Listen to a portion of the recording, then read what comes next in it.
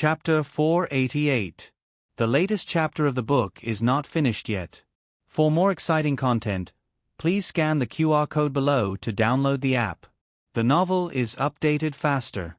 Millions of novels are free to read. There are all kinds of novels that can't be found online. Gu Jiao didn't expect to run into Tang Yueshan, who had been missing for many days, here. So the owner of that house was actually Tang Yueshan? The remnants of the previous dynasty and the Chen army couldn't find him because he was hiding in the deep forest? In just a moment, Gu Jiao's eyes flashed with countless doubts, including whether Tang Yueshan recognized her. Gu Jiao was still wearing the night clothes from yesterday. She wore a mask on her face. Because of the rush on the horse, the peacock feathers on the mask were blown away by the cold wind, leaving only a bare silver mask. Tang Yueshan stared at the mask for more than 10 seconds. At least, that was what Gu Jiao counted in her mind. Gu Jiao's first reaction was that he recognized her. Then she thought of something else. Her second reaction was that he might as well have recognized her. Yes, Tang Yueshan didn't recognize Gu Jiao as the daughter of Marquis Mana, the beloved daughter of Empress Dowager Zhuang. Instead, he thought of the little assassin who had broken into the marshal's mansion and disabled Tang Ming. Tang Yueshan hadn't officially fought with the little assassin, but when Gu Jiao appeared in front of him like this, his first instinct was to think of the night when Tang Ming was abused. This was a father's intuition when he met the murderer. Gu Jiao asked herself if she had seen Tang Yueshan so closely after taking revenge on Tang Ming at the marshal's mansion. They might have seen each other from afar. However, she was wearing women's clothes and showed the left side of her face with the birthmark. It was hard to associate her with the assassin that night. Not to mention that both the assassin and Gu Changfeng, the accomplice who came to the marshal's mansion to pick her up, died at the hands of Empress Dowager Zhuang. Tang Yueshan had no more reason to suspect her. But a lie was a lie. It couldn't overcome a father's instinct. Gu Jiao could tell from the look in Tang Yueshan's eyes that he had recognized her as the assassin from that night. That was why Gu Jiao had said that he might as well have recognized her. If he had recognized her as the Marquis's daughter, it would mean that he didn't have the intuition to find the culprit. The atmosphere between the two of them suddenly became stiff. Countless thoughts flashed through Gu Jiao's mind at that moment, as did Tang Yueshan. He had personally seen Empress Dowager Zhuang's trusted eunuch Qin, bring the two assassins into the forest to execute them.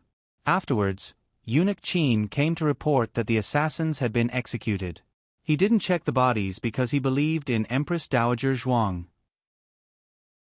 He didn't think that she would protect two assassins who made trouble in the marshal's mansion. After all, he was Empress Dowager Zhuang's trusted minister. If he wanted to kill two mere assassins, why would Empress Dowager Zhuang do this? But now, this little assassin had appeared right in front of him. Other than the mask, everything else was the same.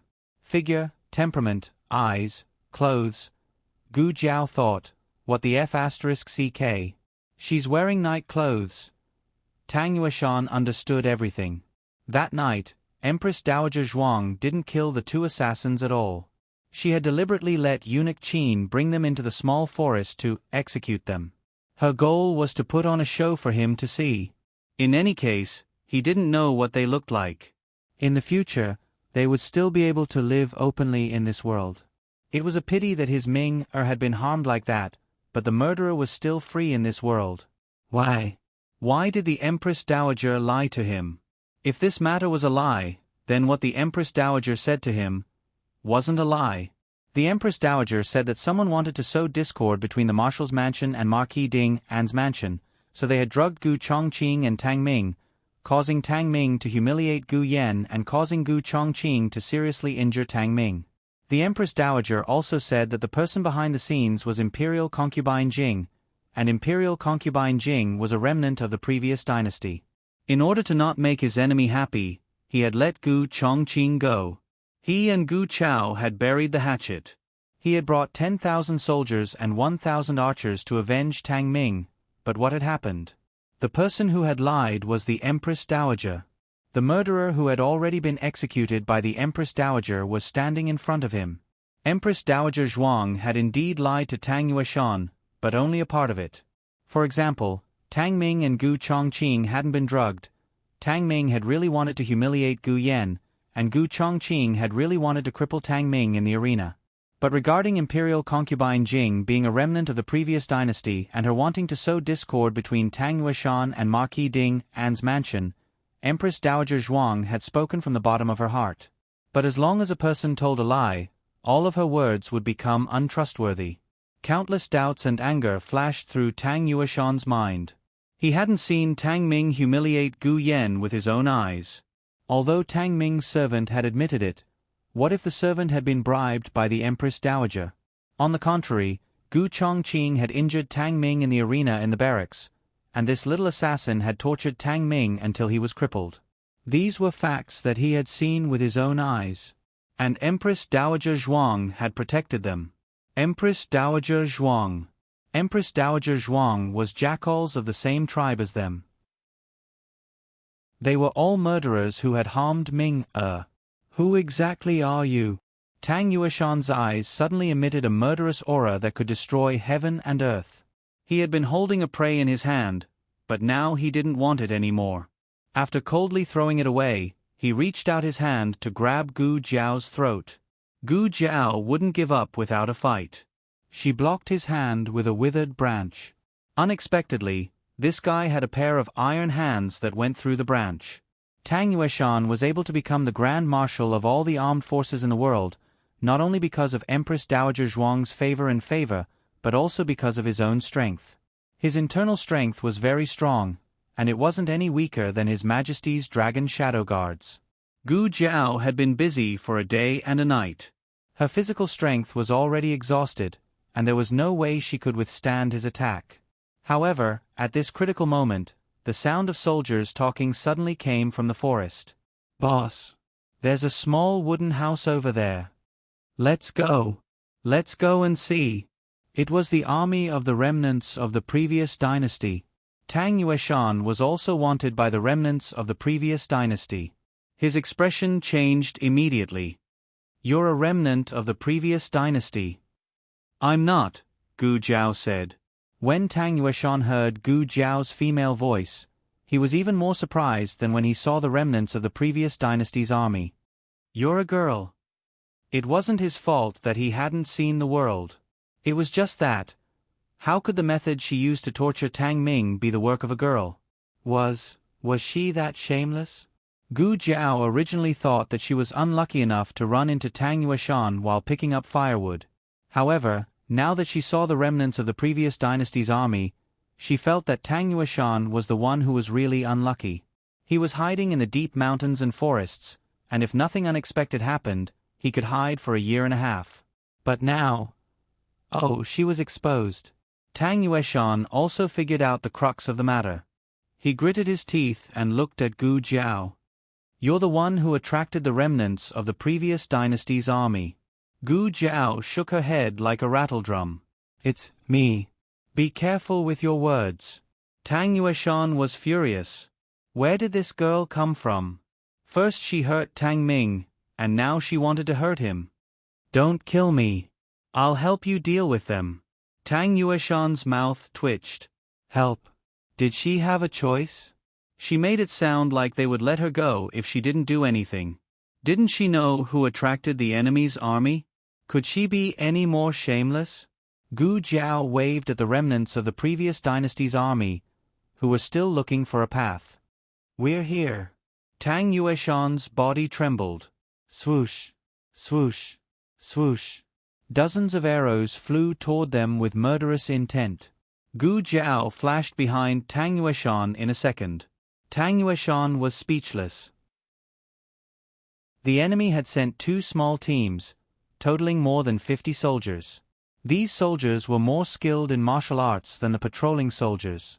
After all, the commander had ordered them to capture Tang Yueshan alive. Naturally, these soldiers were the best. The group didn't recognize Tang Yueshan at first. Gu Jiao pointed at Tang Yueshan and said, "He's the Marshal Tang you're looking for." Tang Yueshan was betrayed just like that. The group of soldiers slashed at Tang Yueshan. After all, their superiors had only ordered them to capture the young assassin alive. They didn't say anything about keeping Tang Yueshan alive. Tang Yueshan was the marshal of the Zhao kingdom. His head was worth a lot of money. Their king would reward whoever beheaded him handsomely. Then, Tang Yueshan saw something very strange. The group of soldiers slashed Gu Jiao with only half of their strength, and they used the back of their swords. When it was Tang Yueshan's turn, they slashed with all their might. Tang Yueshan was so angry that he twitched. In this small battle, Tang Yueshan was the main force on the enemy's side. He almost single-handedly killed 40 soldiers of the previous dynasty. Gu Jiao was so lazy that she didn't make a move until Tang Yueshan was almost exhausted. When Gu Jiao finished off the rest of the soldiers, Tang Yueshan sat in the snow, holding his chest and gasping for breath. He watched Gu Jiao's skills. The more he watched, the more serious he became. That night when Gu Jiao sneaked into the marshal's mansion, even if he didn't fight with her, he could still see her being hunted by the Tang family's archers.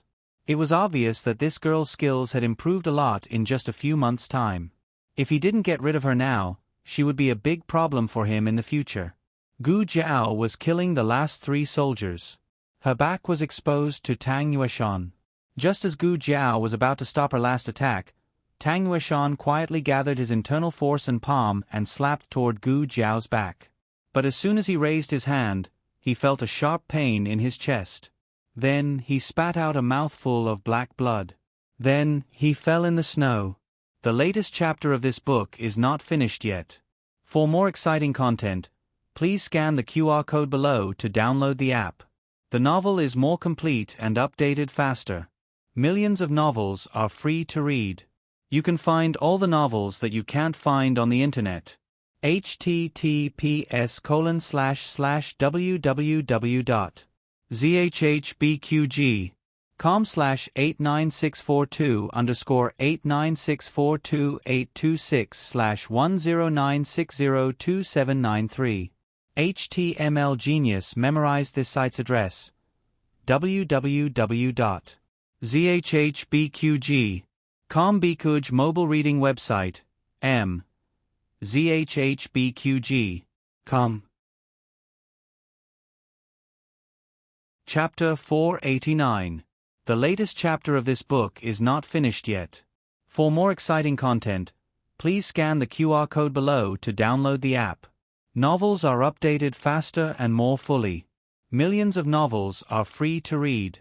Novels with content that can't be found online are all available here. Gu Chengfeng looked around the small wooden house and confirmed that Gu Jiao really wasn't there. His heart tightened. Of course, he didn't think that Gu Jiao had left them behind. If she wanted to leave them behind, she didn't have to follow them in the first place. The firewood was almost used up, and there was a shortage of food. Gu Chengfeng guessed that Gu Jiao either went to look for food or firewood. He couldn't let her take the risk alone in the snow-covered forest, so he planned to go out and look for her. Who would have thought that as soon as he opened the door, he would see someone carrying a bundle of firewood on their back and using some unknown animal skin as a tool. They were silently dragging a person, walking through the snow with great difficulty. The reason why it was strenuous was because she hadn't slept for a long time. Secondly, she was physically exhausted. Thirdly, the snow in the forest was too heavy. It made it difficult to walk, not to mention that she was carrying a bundle of firewood and dragging a person. Gu Chengfeng was a little dumbfounded. He guessed that she was going to chop firewood, but he didn't expect that she would chop a person back. Gu Chengfeng walked through the thick snow towards her. When he got closer, he heard weak breathing and confirmed that it wasn't a corpse. Gu Chengfeng's expression was a little complicated. "What's going on? Don't tell me you picked up another person." Why did he use another? Wasn't it because of the old madam and Xiao Liulong's deeds? Without waiting for Gu Jiao's reply, Gu Chengfeng's mouth twitched. He said with a look of disdain, "Do you have a hobby of picking up people in the house? Or is it because you can't find food?" So, Gu Jiao gave him a look of concern for an idiot. "Are you very free?" "I'm not," Gu Chengfeng denied flatly. He pointed at the man whose face was covered by messy hair and snow. "Who is it?" Gu Jiao said, "See for yourself." Gu Chengfeng squatted down and brushed away the messy hair and snow on the man's face. A familiar and dignified face greeted Gu Chengfeng's eyes. Shocked, Gu Chengfeng jumped to his feet and took a big step back. Tang Yueshan. He looked at Gu Jiao in disbelief. Why did you bring him back? No, I should be asking you, why is he here? And dressed like this? Needless to say, the animal skin under Tang Yueshan's body was taken from him. His legs were also wrapped with animal skin to keep warm, and he wore an animal skin cap on his head. He was dressed like a hunter. Wait, the owner of this cabin. Could it be Tang Yueshan? Gu Chengfeng's jaw dropped. Gu Jiao said, I don't know who the previous owner is, but the current owner should be Tang Yueshan. So, the reason why the remnants of the previous dynasty and the Chen army couldn't find Tang Yueshan was because he was hiding here? But why is he injured? There were bloodstains on his clothes, so Gu Chengfeng naturally thought that he was injured. Gu Jiao followed Gu Chengfeng's gaze and explained, You mean his blood? He vomited it. He was poisoned. Poisoned? Gu Chengfeng was even more confused. Wasn't Tang Yueshan very powerful? How could he be poisoned? Gu Chengfeng thought of 100 ways Tang Yueshan fell, but none of them had anything to do with poisoning. For a warrior like him, even if he died, he should have died of injuries. Gu Chengfeng didn't expect Gu Jiao to answer this question. After all, she only met Tang Yueshan by chance. Tang Yueshan himself might not even know that he was poisoned, and even if he knew, he wouldn't tell Gu Jiao anything. Give him to me. Gu Chengfeng reached out to Gu Jiao. He didn't want to save Tang Yueshan, but Tang Yueshan was too greedy. He didn't listen to his grandfather's advice, which led to the defeat of the army. He also refused to lend his grandfather his men, which made his grandfather a hostage. Even if Tang Yueshan died in front of him, he wouldn't bat an eyelid. But Tang Yueshan was brought back by Gu Jiao. Gu Chengfeng thought about it and decided that he didn't have the right to interfere with what Gu Jiao did to Tang Yueshan. But he still had to remind her of her position with Tang Yueshan. Don't blame me for not reminding you. You disabled Tang Ming, so Tang Yueshan is your sworn enemy. If he finds out that you're the one who hurt Tang Ming, he won't let you go. Okay. Gu Jiao answered, indicating that she knew. Then why did you save him? Gu Chengfeng didn't understand. Gu Jiao looked at Gu Chengfeng and said, Among you guys, he's the best fighter. Gu Chengfeng looked at himself, wrapped in bandages, and thought of his unconscious grandfather. For a moment, he couldn't refute. If the Chen Kingdom's army and the remnants of the previous dynasty came after them, it seemed that Tang Yueshan was the only one left who could hold his own. However, Gu Chengfeng thought of something and grabbed Gu Jiao's wrist. He pointed at Tang Yueshan, who was lying in the snow, and said, Wait, didn't you say that he was poisoned? Then he can't fight, right? Gu Jiao's words shattered his hope. He can detoxify the poison. He'll recover faster than you guys. Gu Chengfeng was speechless. Gu Jiao dragged Tang Yueshan into the small wooden hut. She also dragged Tang Yueshan's game into the house. Tang Yueshan threw it away, but Gu Jiao picked it up again. There were 3 plump rabbits and 2 plump pheasants. There were suddenly 3 patients in the small wooden hut. The 2 small bamboo beds were not enough for them to sleep in. Gu Jiao moved 2 benches from the central room and set them up, one in front of the other. Then she removed the door panel of the bedroom and set it up on the 2 benches. Gu Chengfeng was speechless. How could this work? Gu Jiao put Tang Yueshan on the temporary bed. Then she began to check Tang Yueshan's condition. The black marks on Tang Yueshan's forehead and fingernails were not obvious, but his gums were swollen. A blue-black line could be seen under the mucous membrane of his gums. It was mercury poisoning. Gu Jiao found a porcelain bottle on Tang Yueshan's body and poured out a few dark red pills. Gu Jiao carefully analyzed the ingredients in the pills and found a small amount of mercury. Mercury was extracted from cinnabar. In ancient times, it was mainly used to make pills and preserve corpses. Only the rich and powerful could afford to use cinnabar and mercury. However, whether it was pure cinnabar or mercury, they could not be used to make pills. Long-term consumption would lead to poisoning. Therefore, the kings who begged for immortality did not live long. Gu Jiao did not know why Tang Yueshan had such a thing on him. Fortunately, the poison was mild and did not hurt his internal organs. Fortunately, there was a special antidote for this kind of poison. Gu Jiao took out the medicine from the medicine box and gave Tang Yueshan an intravenous drip. Tang Yueshan vomited blood and fainted not only because he was poisoned, but also because he suffered some internal injuries. However, it was not as serious as the old dukes and Gu Chengfeng's. 2 hours later, Tang Yueshan woke up on the wooden door. His treatment was over. He was covered with his own animal skin and there was a burning brazier not far from him, so he did not feel cold. Gu Chengfeng went to the stove in the central room to watch the fire. There was a pot of pheasant soup simmering on the stove. The strong aroma of the chicken soup drifted into the room. Tang Yueshan had not eaten for a few days. He suddenly felt hungry and his stomach growled. Gu Jiao was changing the old duke's dressing. Hearing the sound, she said flatly, "The chicken soup is not ready yet." The room was not big. Tang Yueshan's wooden bed was in front of the old duke's bamboo bed. Tang Yueshan turned his head and saw the old duke and Gu Jiao on the bamboo bed. A trace of seriousness and surprise flashed across his eyes. He looked away from the old duke and fixed his eyes on Gu Jiao, who was changing the old duke's dressing. He asked in a low voice, "Who are you?" Gu Jiao changed the last of the dressing and covered the old duke with a quilt. She turned around and took off the mask on her face. Tang Yueshan frowned when he saw Gu Jiao's fairy-like face with a red birthmark.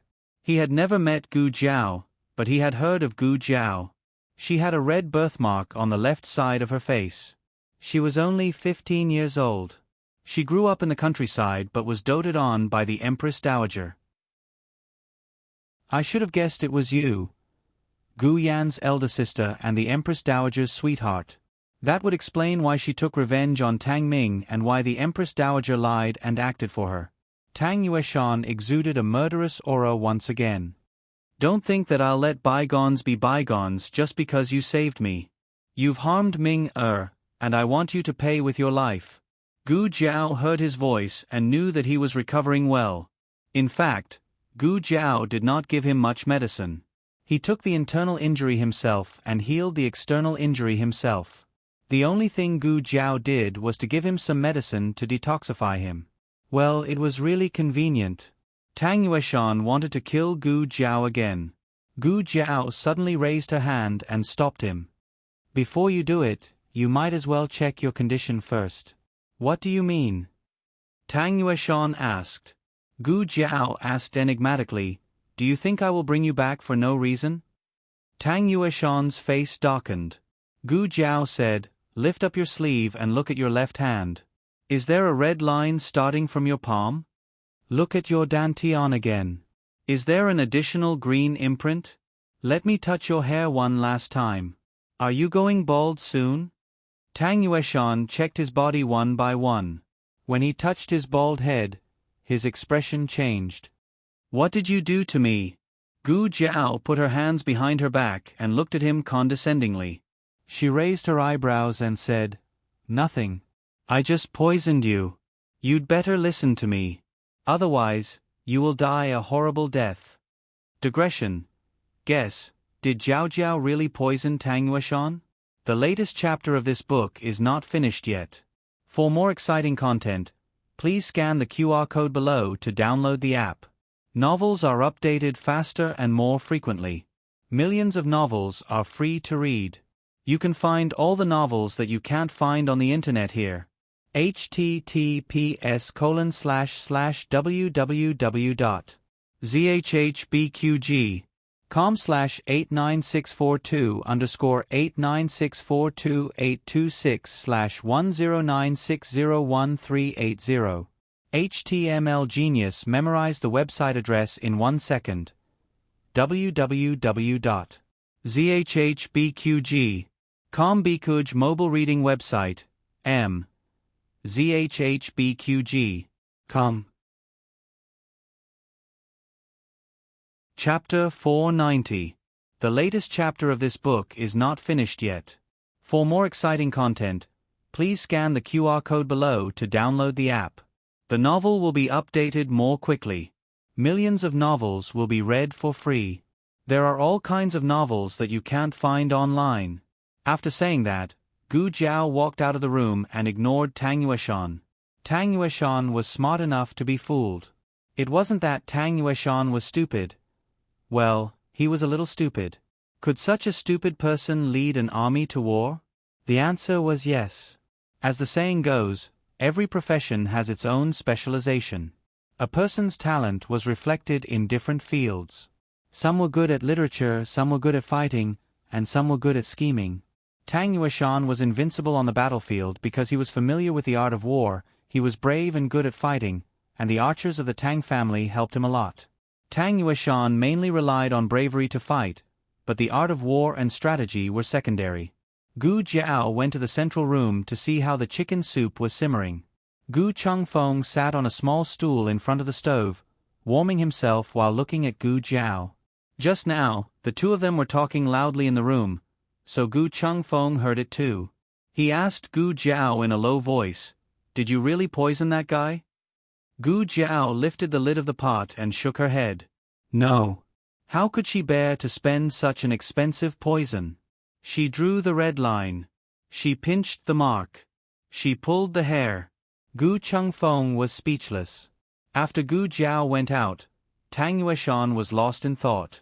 Of course, he suspected that Gu Jiao was scaring him, but Gu Jiao acted so naturally that he didn't feel guilty at all. Ordinary people wouldn't carry poison with them, but Gu Jiao was a doctor. Tang Yueshan had heard about this when he was in the capital, not to mention that he saw Gu Jiao change the medicine for the old duke with his own eyes. He was afraid that Gu Jiao had cured his injuries. Medicine and poison went hand in hand, so it was not surprising that a doctor had poison. Thinking of this, Tang Yueshan suddenly didn't dare to act rashly. The food was placed in the central room. During dinner, Tang Yueshan met Gu Chengfeng. Gu Chengfeng did not wear a mask either. It was not that he did not want to, but there was no need to. His head and face were covered in gauze, only revealing his eyes and mouth. Tang Yueshan could tell from Gu Chengfeng's figure that he was the other assassin from that night. Strictly speaking, Gu Chengfeng was not an assassin. He was there to look for Gu Jiao. When he arrived at the marshal's residence, Gu Jiao had already started fighting with the marshal's residence. He had only escaped from the marshal's residence with Gu Jiao, but his figure and silhouette were deeply imprinted in Tang Yueshan's mind even though they had only met face to face. Tang Yueshan looked at Gu Jiao, who was munching on a chicken drumstick, and then looked at Gu Chengfeng, who could only drink soup. His face darkened. She's the daughter of the Gu family. Who are you to the Gu family? First, the two of them had participated in the revenge against Tang Ming. Then, the two of them had saved the old duke. Tang Yueshan did not believe that there was nothing going on between them. Gu Chengfeng said angrily, "Who I am has nothing to do with you." Tang Yueshan looked at Gu Chengfeng deeply. Gu Chao has 4 grandsons. You're not Gu Chongqing, so there are 3 more. You're not the youngest, so there are only 2 left. Wait, does your stupidity even discriminate between people? You're so easily fooled when you're with that girl. How come you're so smart when you're with me? Tang Yueshan continued, I heard that Gu Chao's 3rd grandson shaved his head and became a monk. Looks like you're the second. Gu Chengfeng's mouth twitched again. What shaved his head and became a monk? His younger brother just could not grow hair. Gu Chengfeng gritted his teeth and muttered, Who spread that rumor? I'll kill him when I get back. Tang Yueshan said sarcastically, I only knew that Gu Chao's eldest grandsons were promising. I didn't expect them to be so skillful. Skillful was a compliment, but when it came from his mouth, there was an inexplicable sense of mockery. Tang Yueshan continued, Your grandfather lived an honest and upright life, but each of his grandsons is more devious than the last. I really don't know if his sanctimonious appearance in the past was all an act, or if you've all gone astray. Gu Chengfeng's expression turned cold. However, his handsome face was covered, so only a pair of cold eyes could be seen. Don't make slanderous accusations here. Our affairs have nothing to do with my grandfather. Speaking of sanctimonious appearances, I'd like to ask Grand Marshal Tang, where did you get the audacity to accuse others when you took your younger brother's wife and gave birth to Tang Ming? Tang Yueshan said, You. Also, you said we've gone astray? Tang Ming is a pile of mud that can't be helped up to a wall. As his biological father, where did you get the confidence to say that other people's children have gone astray?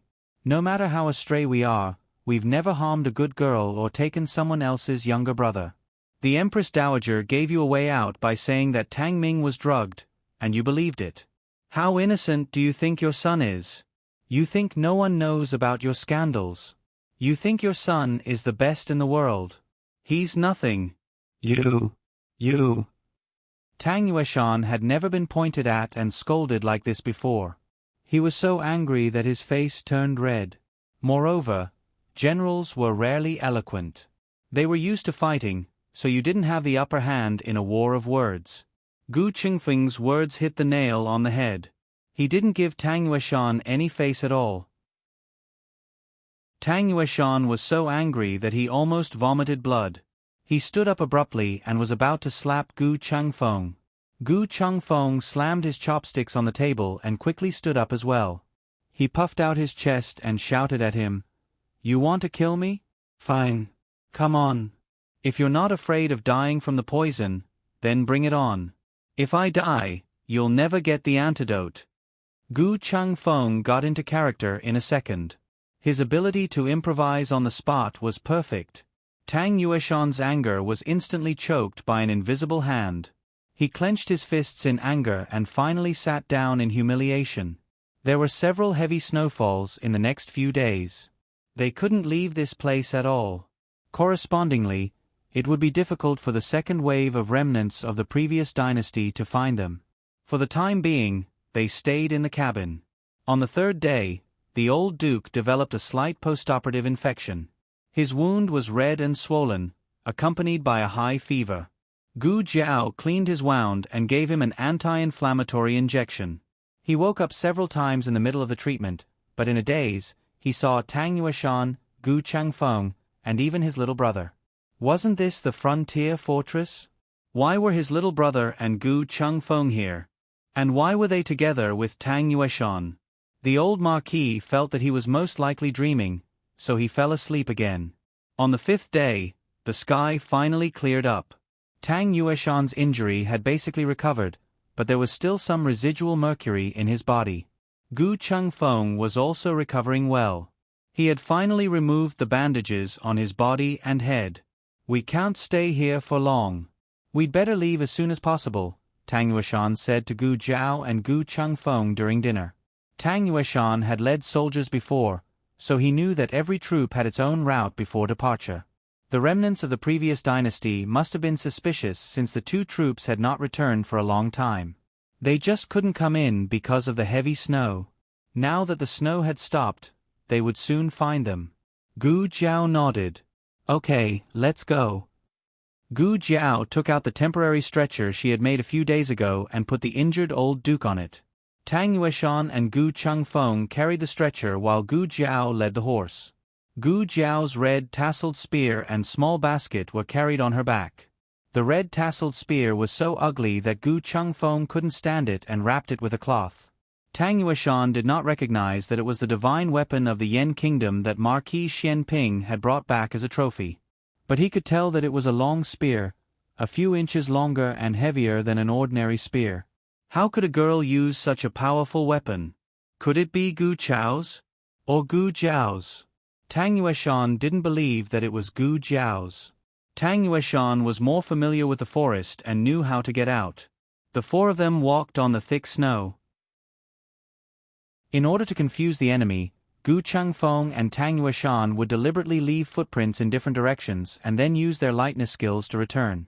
When it was dark, they came to a river. After crossing this river, we'll be out of Lingguan City.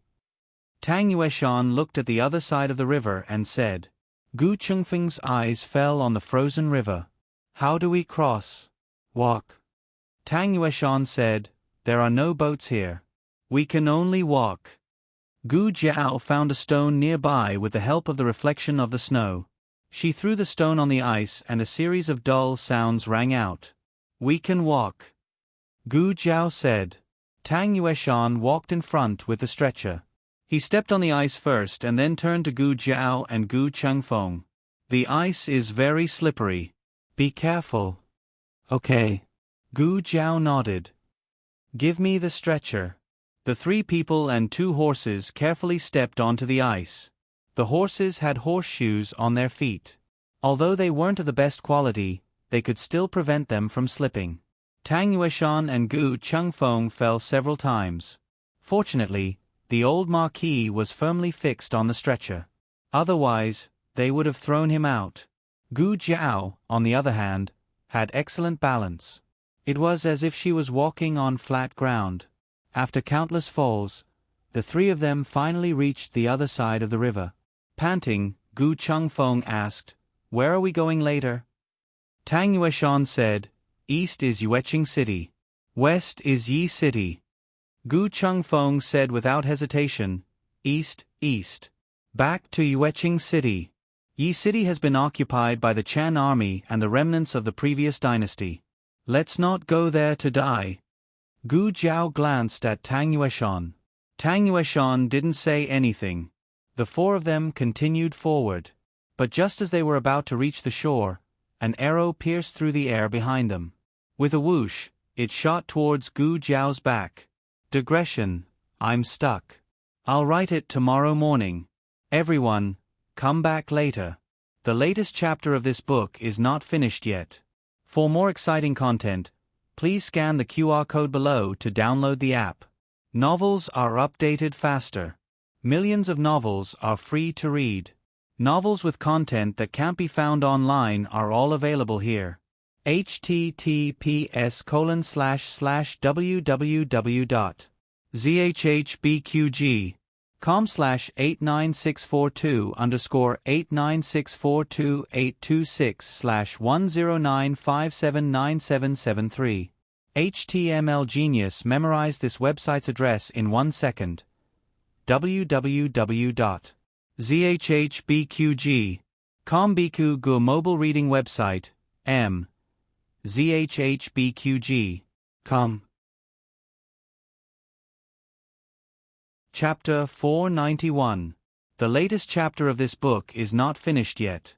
For more exciting content, please scan the QR code below to download the app. Novels are updated faster and more frequently. Millions of novels are free to read. There are all kinds of novels that can't be found on the internet. The arrow was shot with great force and the sound it made was also very loud. The murderous aura immediately filled the ice. Gu Changfeng and Tang Yueshan also sensed the movement, but they were carrying the stretcher and couldn't free their hands immediately. "Watch out!" Gu Changfeng shouted and moved towards Gu Jiao, trying to take the arrow for her with his back. Gu Jiao pulled him behind her and grabbed the cold arrow with her left hand. Then she turned around and shot the arrow towards the other side of the river. A soldier screamed in the night. Gu Changfeng secretly heaved a sigh of relief. Just now, he had broken out in cold sweat. Tang Yueshan looked at Gu Jiao with a complicated expression. As a general who had been on the battlefield, he could naturally tell that Gu Jiao did not know Qinggong, and her martial arts were not top-notch. However, her reaction, her temperament, and even the decisiveness with which she attacked surpassed countless men in the world. Did the Gu family really mistake her for someone else? Didn't they secretly train her to be their trump card? The thought only flashed in his mind for a moment before he rejected it. If the Gu family wanted to train someone secretly, it would be Gu Changfeng. After all, Gu Changfeng was also a good seedling. How could they train a girl? He knew Gu Chao's character too well. He would never value a girl. On the other side of the river stood the remnants of the previous dynasty who were chasing after them. The leader was a man riding a white horse.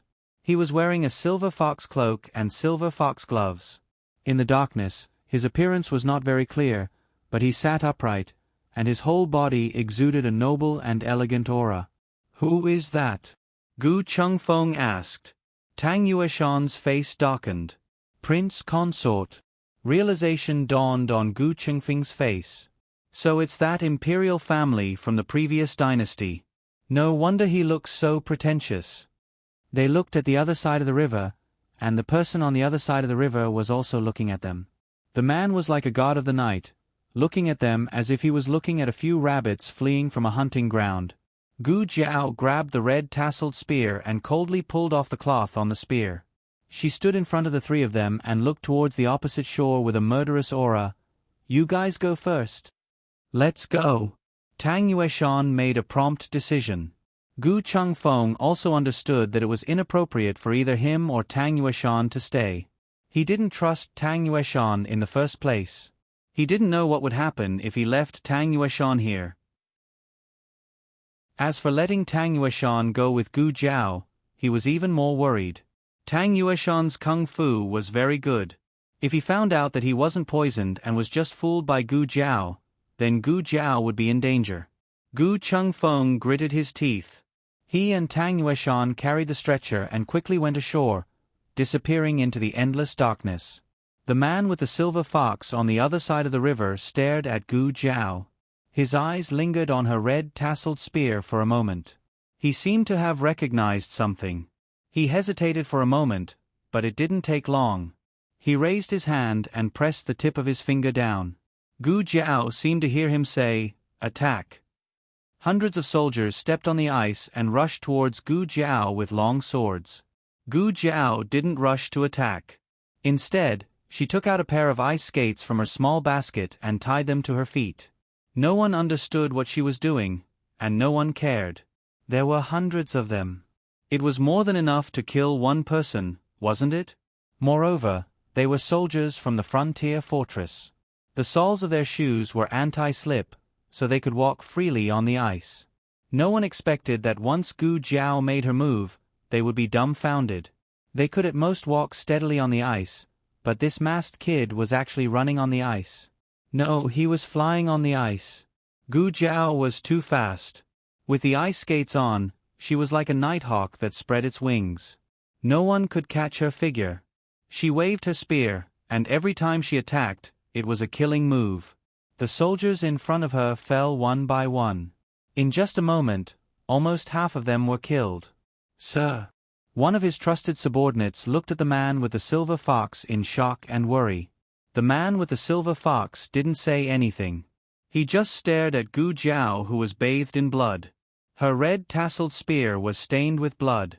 Her body was also covered in blood, but none of it was hers. The man with the silver fox slowly took off his gloves and passed his fair and slender hand to his subordinate. His subordinate understood and presented a big bow with both hands. The man with the silver fox held the bow with his right hand and took out 3 arrows from the quiver hanging on the saddle with his left hand. He shot the 3 arrows at Gu Jiao. His 3 arrows almost blocked all of her escape routes. No matter how she dodged, she would at least be hit by one of his arrows. If she was unlucky, all 3 arrows would hit her. The soldiers on the ice seemed to have seen through their sir's trick. They didn't hesitate to block Gu Jiao with their lives. At this moment, something unexpected happened. On the other side of the river, 3 arrows were shot at them. Each arrow hit the man with the silver fox's arrow and split it in half. The force of the arrows was still strong, and they were shot at the man with the silver fox. The man with the silver fox picked up the shield from his trusted subordinate and blocked the arrows that were shot at him. The 3 arrows looked like they were aimed at him, but when they got closer, he realized that only 1 arrow had hit his shield. The other 2 arrows had clearly hit his 2 trusted subordinates. The 2 of them fell into the snow on the spot. The man with the silver fox looked across the ice and saw Tang Yueshan, who was coming back with the bow in his hand. Tang Yueshan did not cross the river. He found a vantage point on a big tree and aimed at Gu Jiao's blind spot. If 1 came, he would shoot. If 2 came, he would shoot a pair. The best archers in the Tang family were the archers. As the head of the Tang family, Tang Yueshan's archery skills were unrivaled. Gu Jiao knew that Tang Yueshan was coming back. So when the man with the silver fox attacked her, she did not hesitate to show her back to Tang Yueshan. To be honest, Tang Yueshan was surprised by her trust in him. Was she not afraid that he would not make it in time or make a mistake? Gu Jiao fought without any scruples. Her speed on the ice was very fast. If it was an ordinary archer, they would not be able to keep up with her speed. However, Tang Yueshan kept up with her. Gu Jiao pierced a soldier with her spear, and 2 more soldiers came from behind her. She didn't even bat an eyelid and rushed forward to kill them. Tang Yueshan shot the 2 of them with an arrow. If Gu Jiao was the spear that charged forward bravely, Tang Yueshan was the shield that protected her back. The 2 of them cooperated seamlessly. Tang Yueshan did not have such tacit understanding with his biological son, Tang Ming. Tang Ming was an excellent soldier. However, he did not dare to entrust his back to anyone. He only trusted himself. So, he had some scruples when fighting. It was said that father and son were soldiers in battle. In fact, Tang Yueshan was quite satisfied with his cooperation with Tang Ming if he did not encounter Gu Jiao. However, after this fight, Tang Yueshan finally realized what true tacit understanding was. Wherever Gu Jiao rushed, Tang Yueshan's arrow would clear a path for her. Wherever Gu Jiao retreated, Tang Yueshan's arrow would protect her.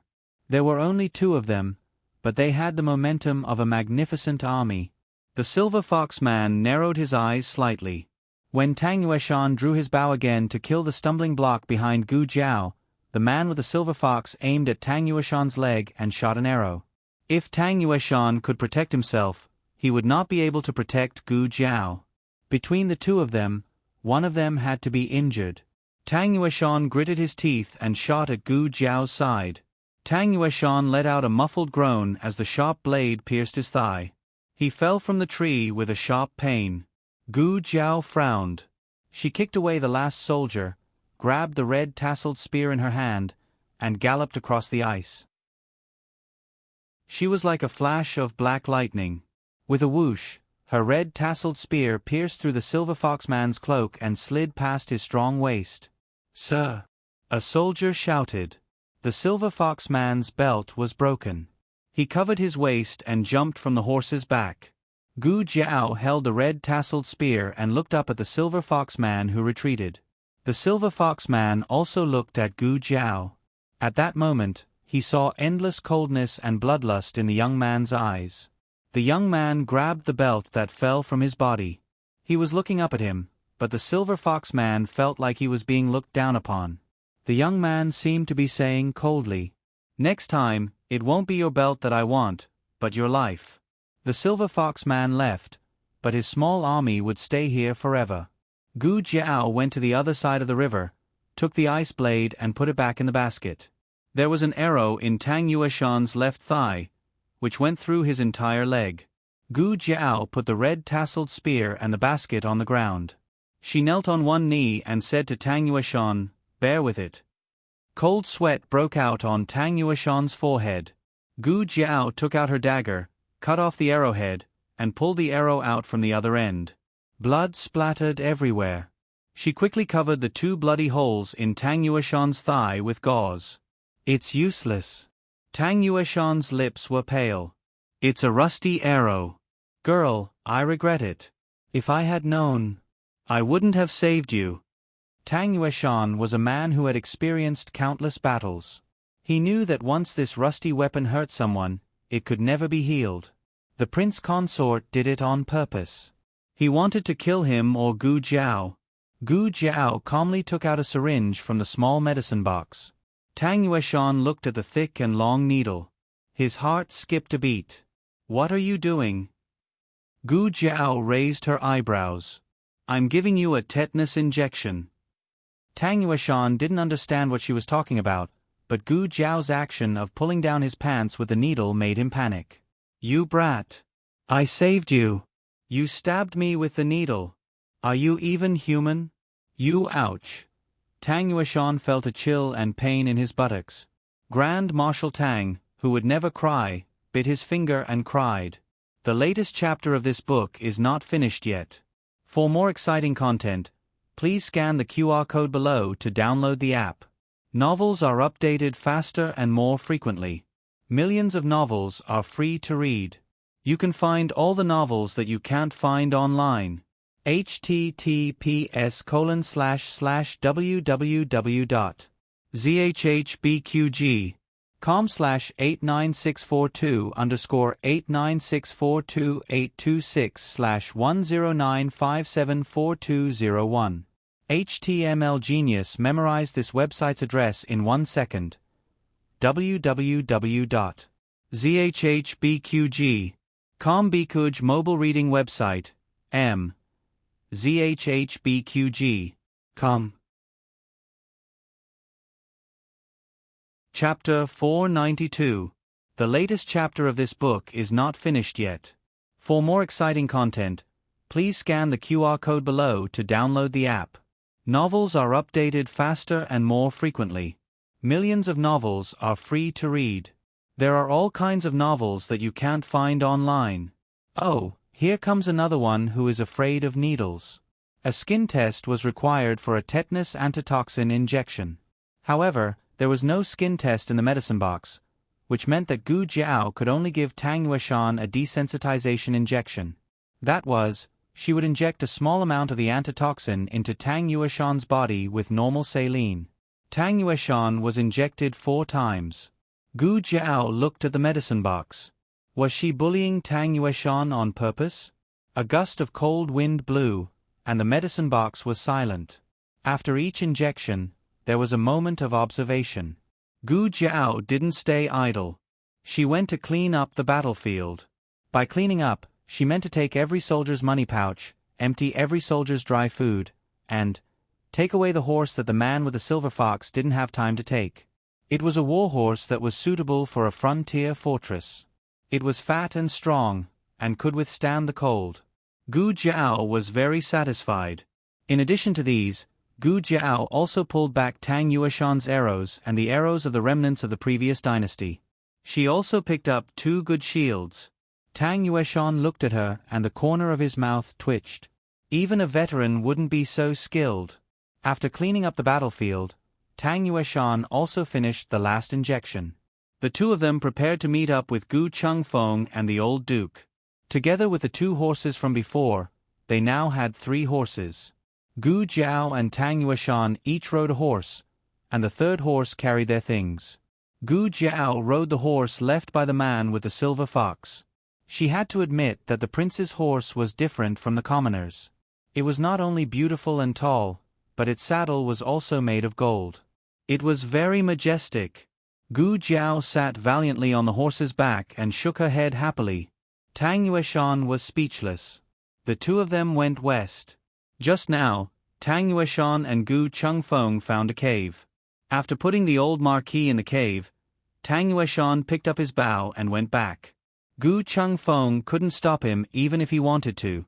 Gu Chengfeng couldn't leave the heavily injured old marquis to search for someone, so he could only wait anxiously in the cave. After waiting for a long time, they heard the sound of horse hooves approaching from afar. He walked out of the cave and used the light reflected from the snow to take a closer look. When he saw the person sitting on the horse, his hanging heart finally settled back into his stomach. Gu Chengfeng came to pick up Gu Jiao and found that there was an extra horse and a lot of things. Gu Chengfeng frowned and looked at Gu Jiao suspiciously. Did you go to war or rob? Gu Jiao dismounted. Tang Yueshan dismounted as well. Gu Chengfeng saw the gauze wrapped around his thigh. Are you hurt?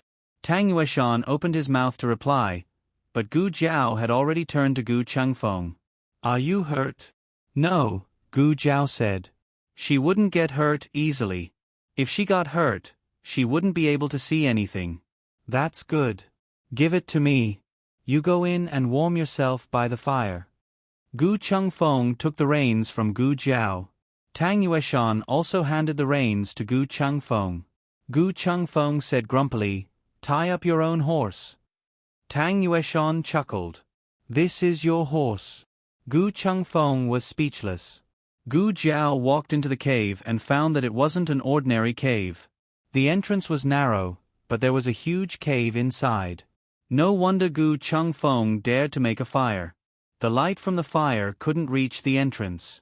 Perhaps it was because of the heavens, but it snowed again that night. Heavy snowflakes the size of goose feathers fell one after another, covering their tracks. The three of them sat around the fire. The old duke lay on the stretcher next to Gu Changfeng. After a long journey, they were a little hungry. Gu Jiao took out a small pot from the basket on her back. Tang Yueshan's eyelids twitched when he saw the pot. Why did this girl bring a pot with her? Gu Jiao went outside to fill the pot with clean snow and put it over the fire to boil. Then she took out the dry food she looted from the soldiers of the former dynasty.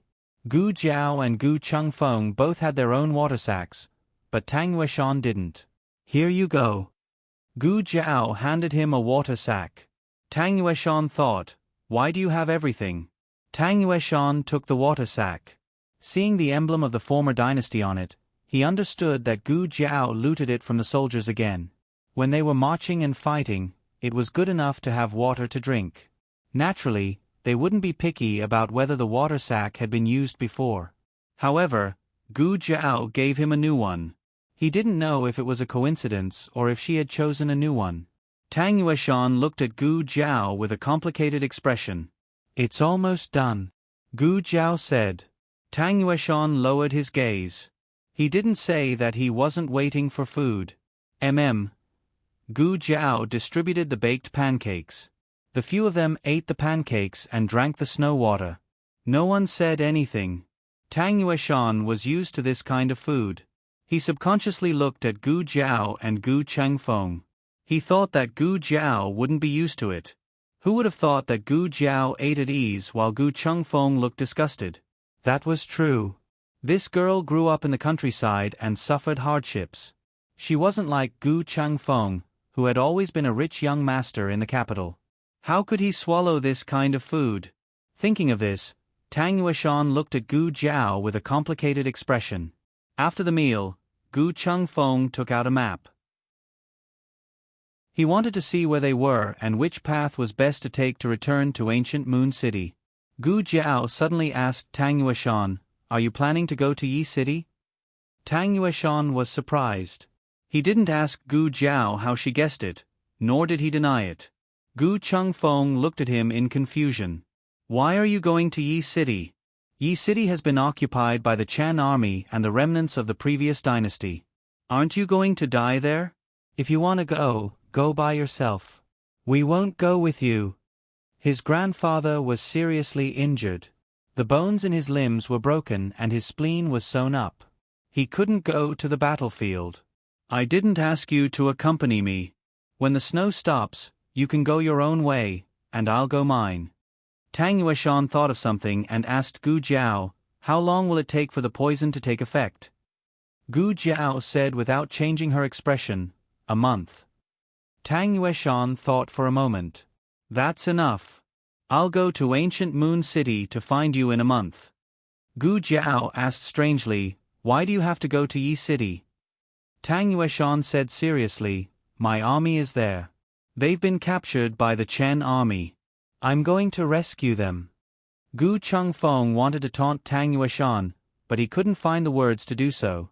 Tang Yueshan had snuck into a city occupied by the enemy alone. He knew that he was going to die, but he still did it without hesitation. It didn't matter if he was greedy for glory, or if he was full of sincerity, but this time, Gu Changfeng couldn't find anything to say. Gu Jiao paused and asked, "What's the situation in the three cities now?" Tang Yueshan said, "Beiyang City and Yi City have been occupied by the Chen army. The one guarding Beiyang City is Prince Chen Guobua, the sixth prince of the Chen kingdom and Yuan Tang's uncle. He's the commander-in-chief of the Chen army. The one guarding Yi City is the Rong family of the Chen kingdom. Yuan Tang's uncle, General Rong Yao, is the vice-commander-in-chief of the Chen army." Gu Jiao nodded. It was similar to the situation in the dream. "What about Lingguan City?" Gu Jiao continued to ask. Tang Yueshan said, "There are some Chen army in Lingguan City, but it's mainly guarded by the remnants of the previous dynasty. Princess Ning, An's son-in-law, Lord Fu Yun, has the blood of the previous dynasty's royal family. His uncle named himself King Yi. It's said that he's going to be the emperor soon." Gu Changfeng said coldly, "They're overestimating themselves. The previous dynasty has been destroyed for 200 years. It's no longer in power. Do they really think they can overthrow the imperial power just because they bought some people and colluded with the Chen army? When my eldest brother comes, he'll lead the Gu army to wipe them all out. Gu Jiao didn't say anything. In the dream, Gu Chongqing did win the battle, but he was set up by a villain.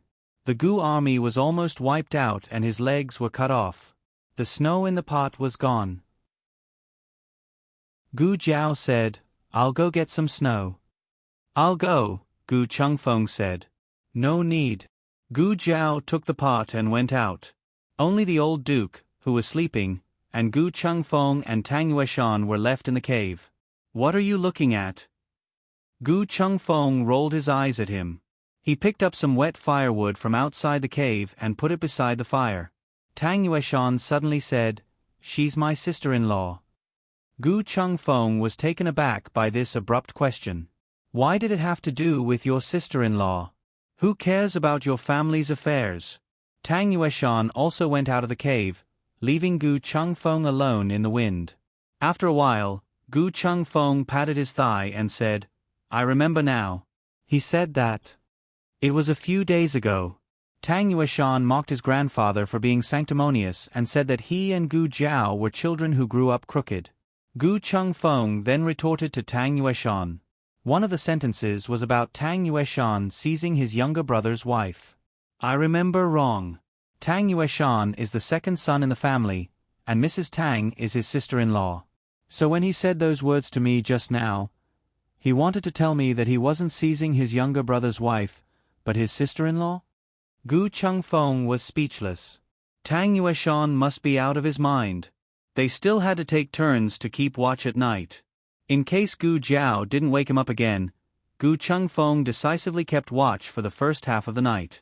In the second half, he didn't wake Gu Jiao up, but Tang Yueshan. "It's your turn." Tang Yueshan woke up with the big bough in his arms. Without saying anything, he got up and dragged his injured left leg to the entrance of the cave. They couldn't light a fire at the entrance of the cave. It was too eye-catching and easy to be discovered. The cold wind whistled, blowing Tang Yueshan's body that was gradually getting cold. His leg was pierced through, so he couldn't stand. He had to sit on the cold ground. Suddenly, a small figure came over. Tang Yueshan didn't need to look back to know who it was. He looked at the flying snow in front of him and said, "What are you doing here?" Gu Jiao threw something into his arms. "It's time to take medicine." Tang Yueshan picked up the strange little capsule. "Antidote." Gu Jiao said, "Anti-inflammatory medicine." The latest chapter of this book is not finished yet. For more exciting content, please scan the QR code below to download the app. Novels are updated faster and more complete. Millions of novels are free to read. You can find all the novels that you can't find online. https://www.zhbqg.com/8964286/109559091. HTML Genius memorized the website address in 1 second. www.zhbqg.com Biku Gu mobile reading website, m. zhbqg.com.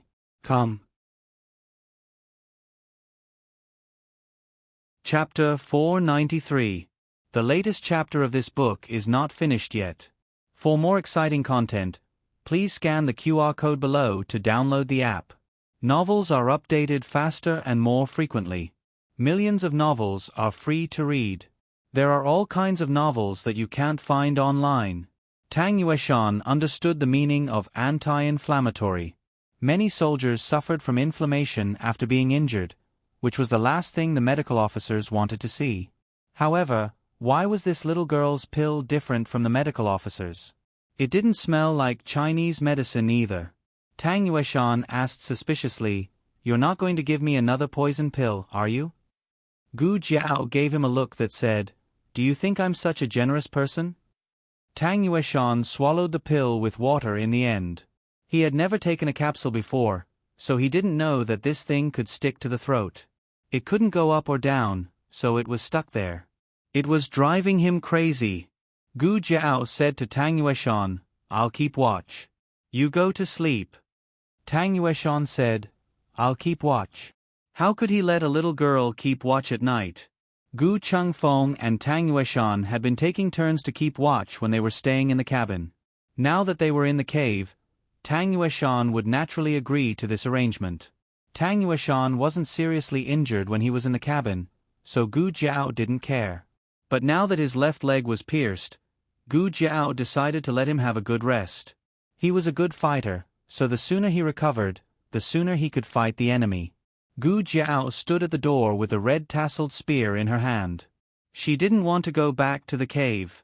Tang Yueshan frowned. After spending a few days with Gu Jiao, he knew her temper. She wasn't like Gu Jiao, who was always angry and angry. Her stubbornness was ingrained in her bones.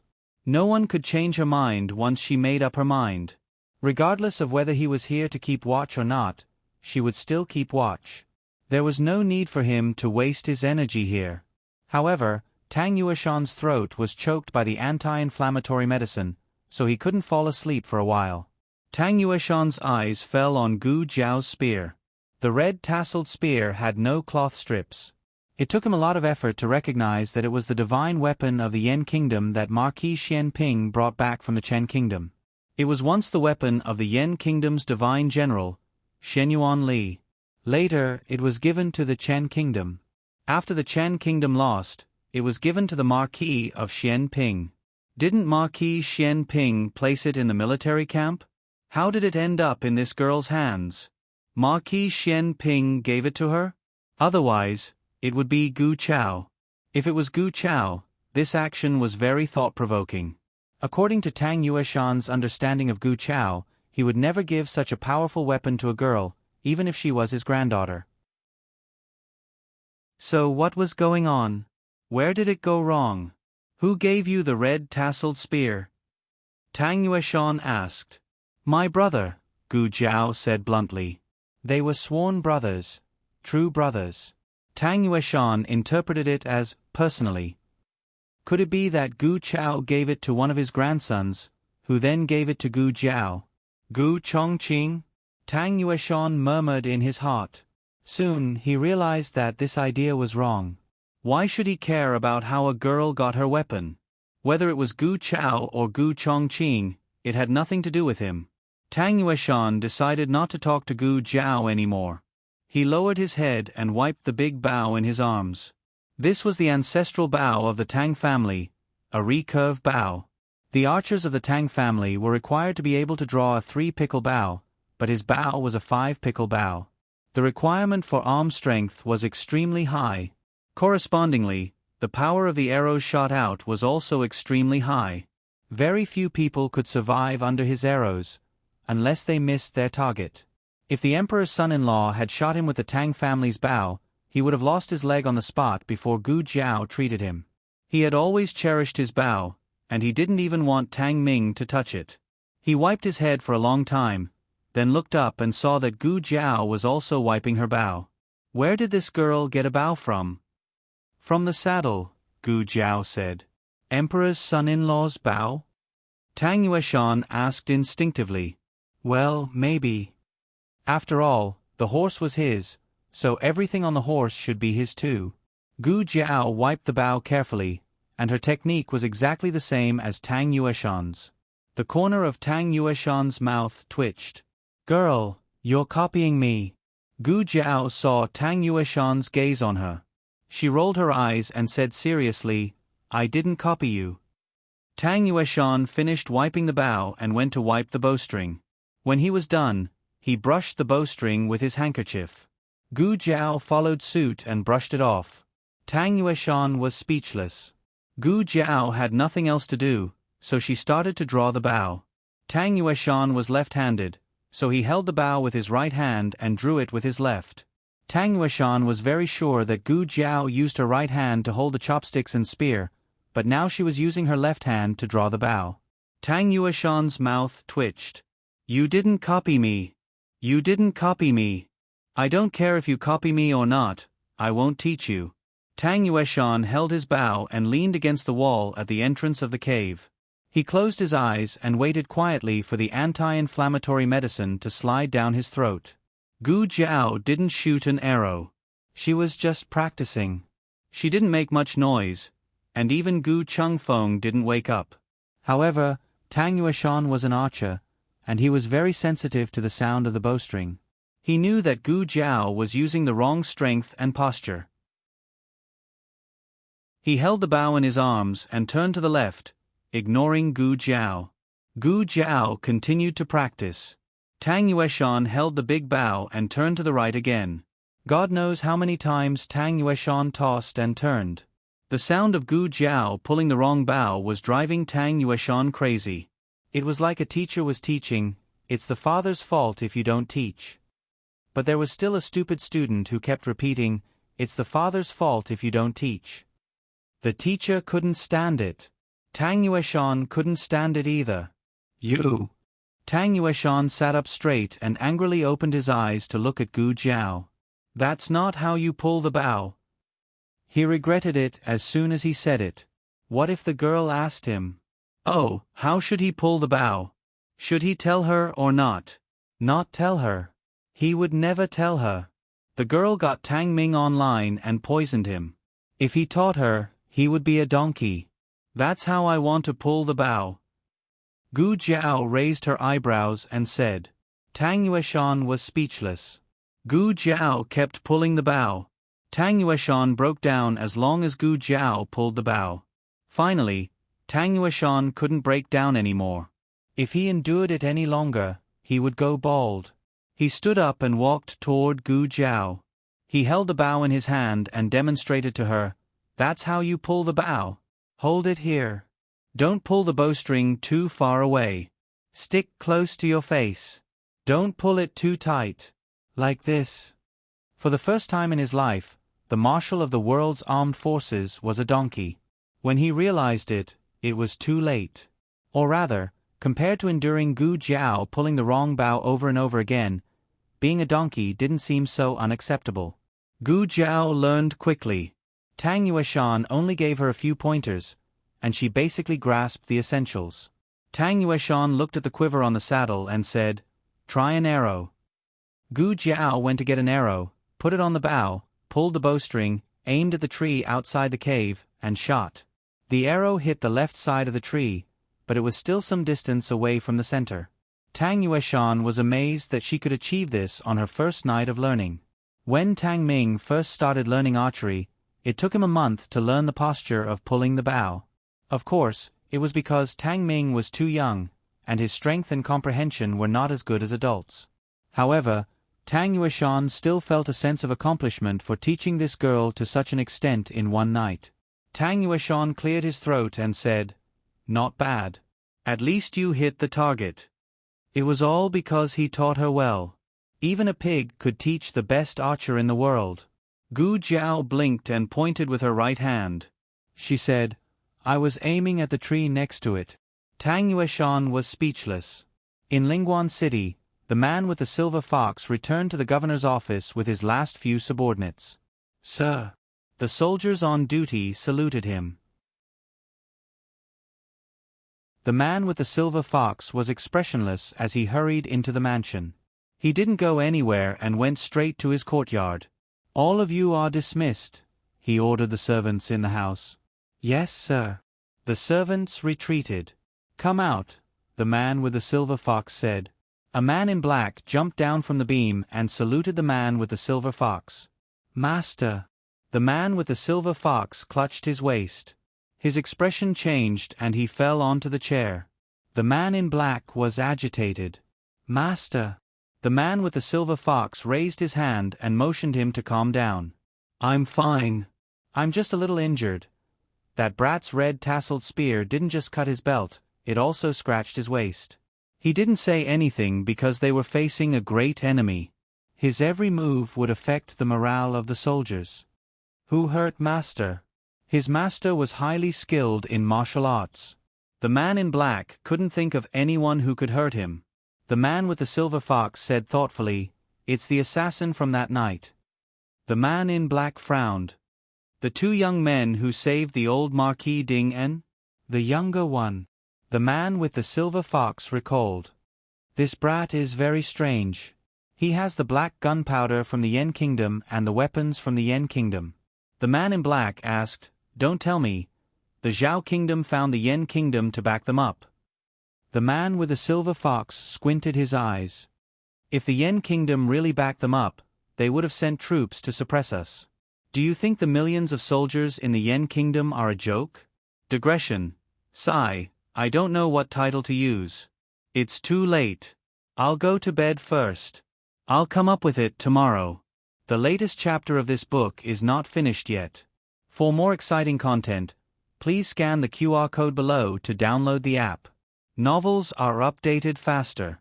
Millions of novels are free to read. Novels with content that can't be found on the internet are all available here.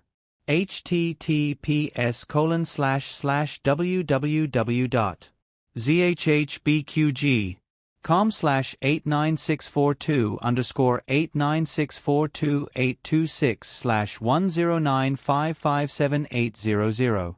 HTML Genius memorized this website's address in a second.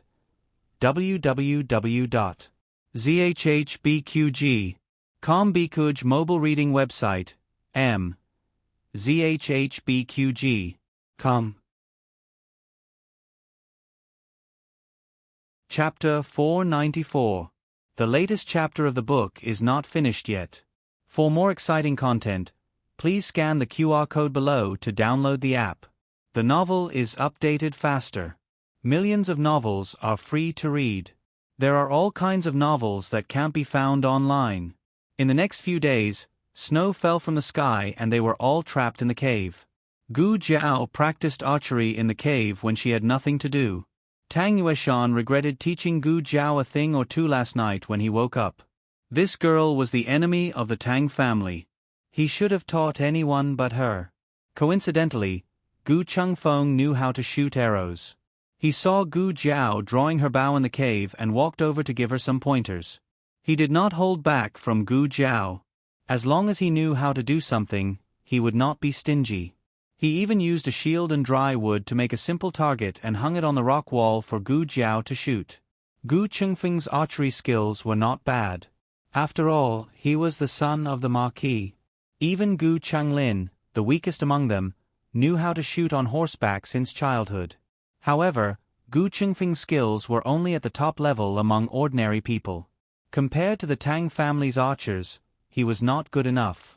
It was not that Tang Yueshan was boasting, but any soldier from the Tang family's archers could easily outshine Gu Chengfeng's archery skills.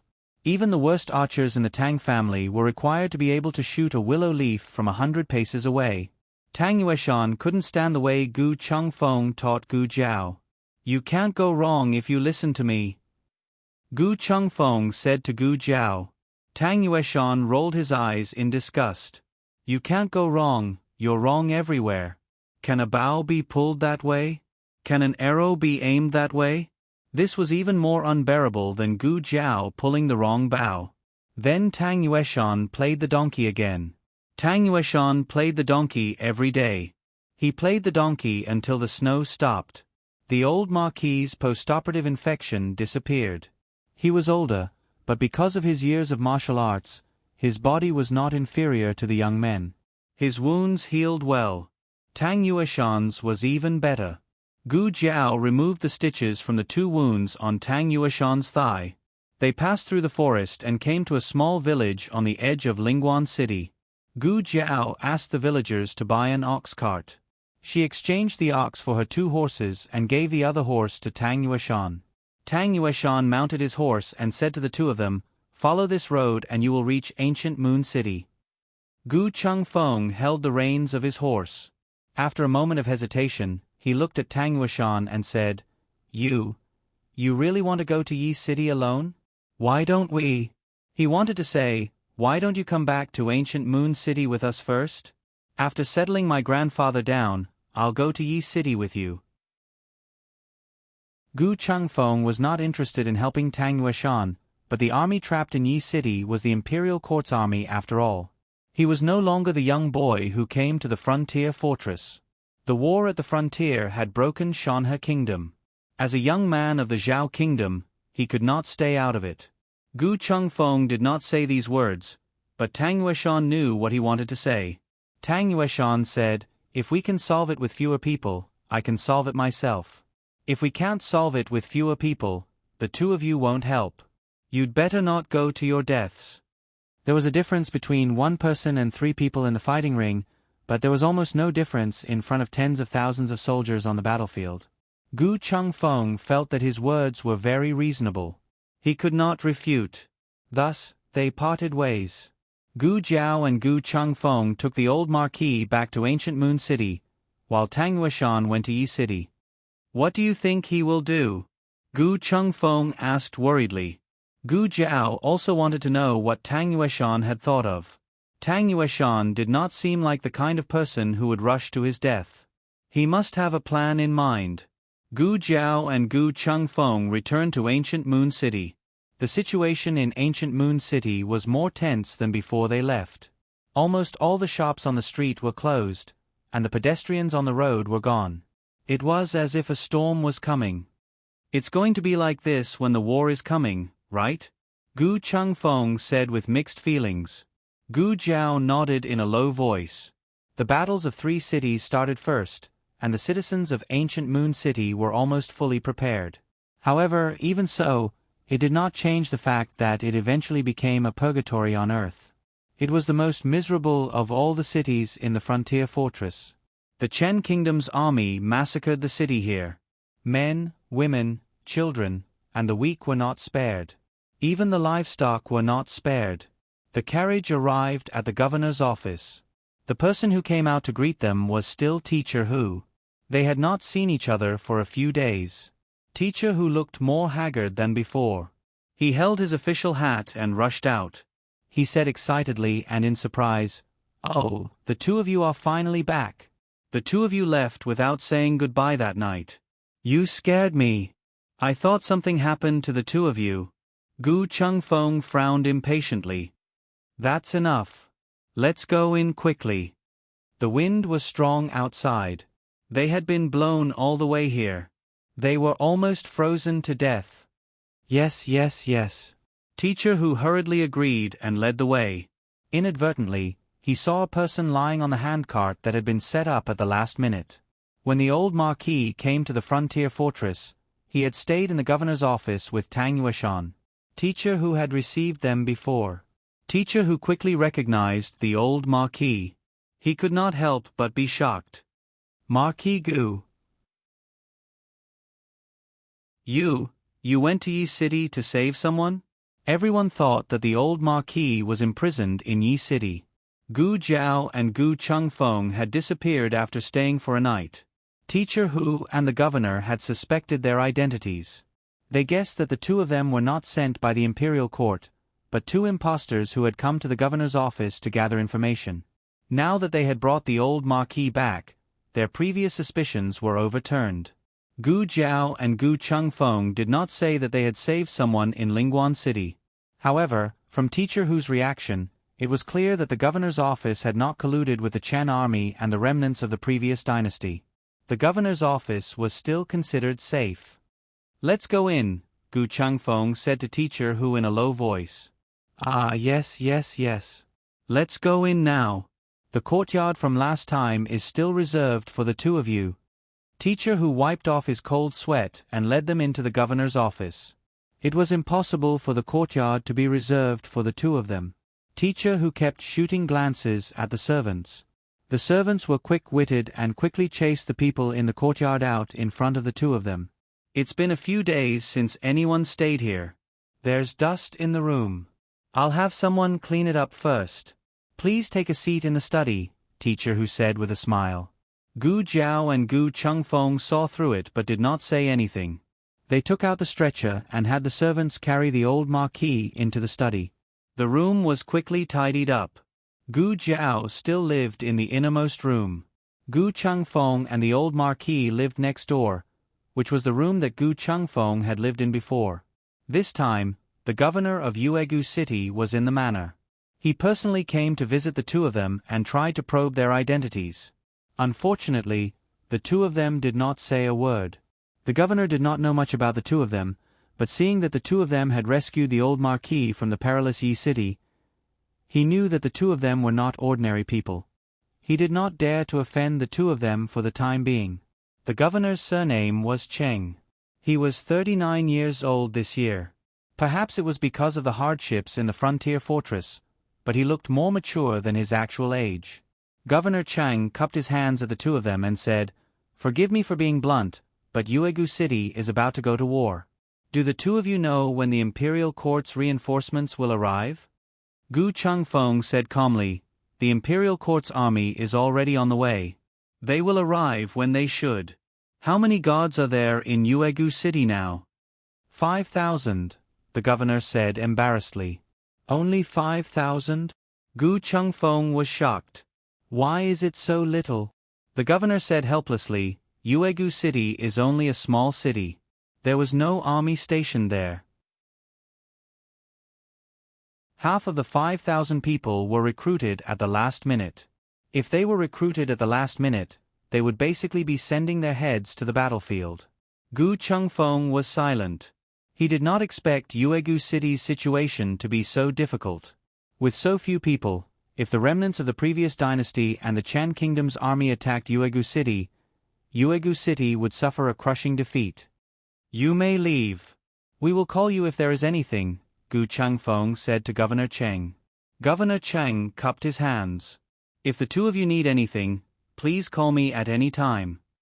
After Governor Chang left, Gu Changfeng said to the servants guarding the door, "There is no need for you here. You may leave as well."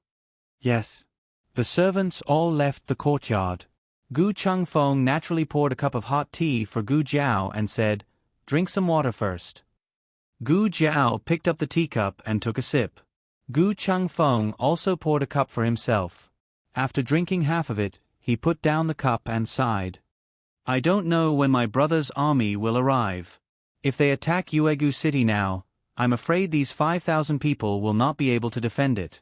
In the dream, Yuegu City was indeed lost. The Gu army only arrived after Yuegu City was massacred.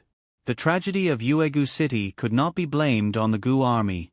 After receiving the order from the imperial court, Gu Chongqing had rushed back to the capital as quickly as possible.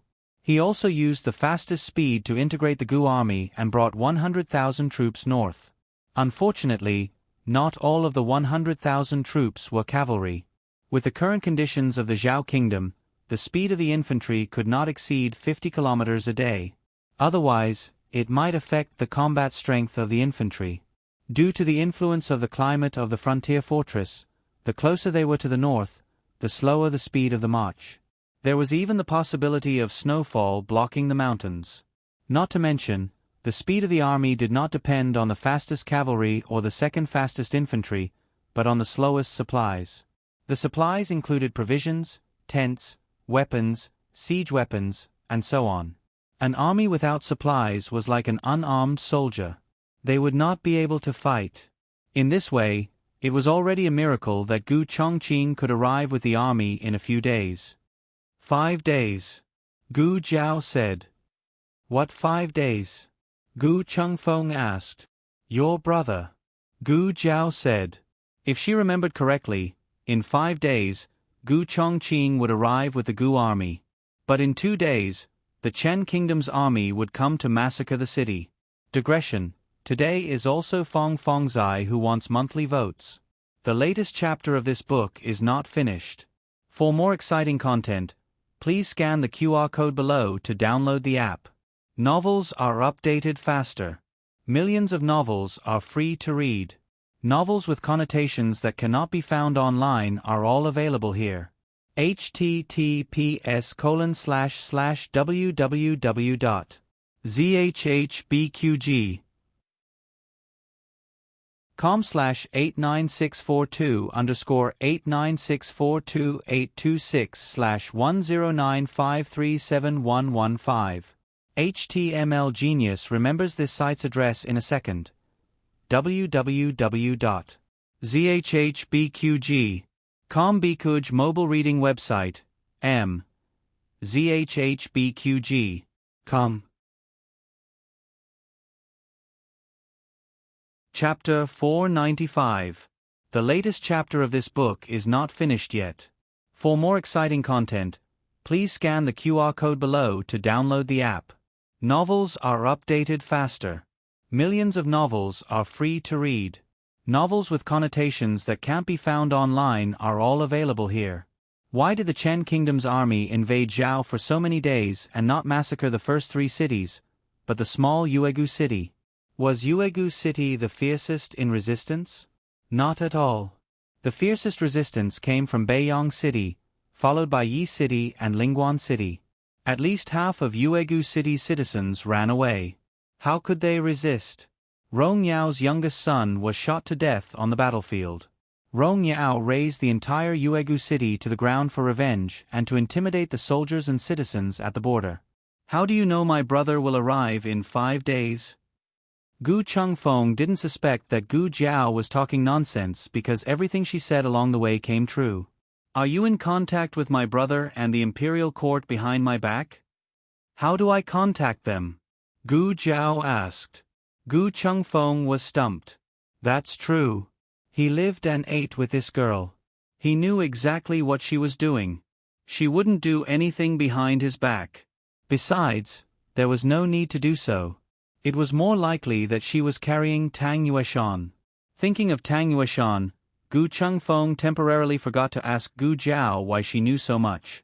He frowned and said, "It's been 3 days. I don't know how Tang Yueshan is doing. To be honest, I do hate Tang Yueshan, but I don't want anything to happen to him right now." In the dream, Tang Yueshan wasn't in Yuegu City when the Chen Kingdom's army came to massacre the city. So, either something happened to Tang Yueshan in Yi City, or something happened to him on his way to Yuegu City. Whether or not Tang Yueshan needed the antidote from Gu Jiao, he had to return to Yuegu City and use it as a base to deal with the enemy. Gu Jiao had an answer to her doubts about Tang Yueshan the next evening. Early the next morning, Governor Chang rushed into Gu Jiao's courtyard. "Not good. Not good. My lords. Chen Kingdom's General Rong Yao is coming to Yuegu City with his army. The 2 of you should quickly leave ancient Moon City and go to another city to hide. I will immediately send someone to escort the 2 sirs and the old marquis out of the city." "What about you?" Gu Chengfeng asked. Governor Chang was startled at first, then he said, I will escort the 3 of you out of the city." Gu Chengfeng was furious. He grabbed Governor Cheng's collar and said indignantly, "You are the governor of ancient Moon City, an official of the imperial court. The Chen nation's army attacked, but you did not defend the city to the death. Instead, you fled. Do you still deserve to be the parent official of the common people? Are you still a man?" Governor Cheng stuttered. I was escorting the marquis and the 2 sirs away." Gu Chengfeng coldly pushed him to the ground. "I don't need your escort. We're not leaving." Governor Cheng's hat was crooked. He straightened it and stood up in fear. Since the 2 of you won't leave, then I won't leave either. I will definitely protect the city. I swear. I will live and die with the people in the city." Gu Chengfeng coldly threatened, "That better be the case. Otherwise, I will be the first to kill you." Governor Cheng shuddered. If the Chen nation's army wanted to occupy ancient Moon City, which had no garrison, they did not need to play any tricks. They could just directly attack the city. Their momentum was so great that Governor Cheng was able to detect the movement. But what was the use of detecting it? Could they beat them?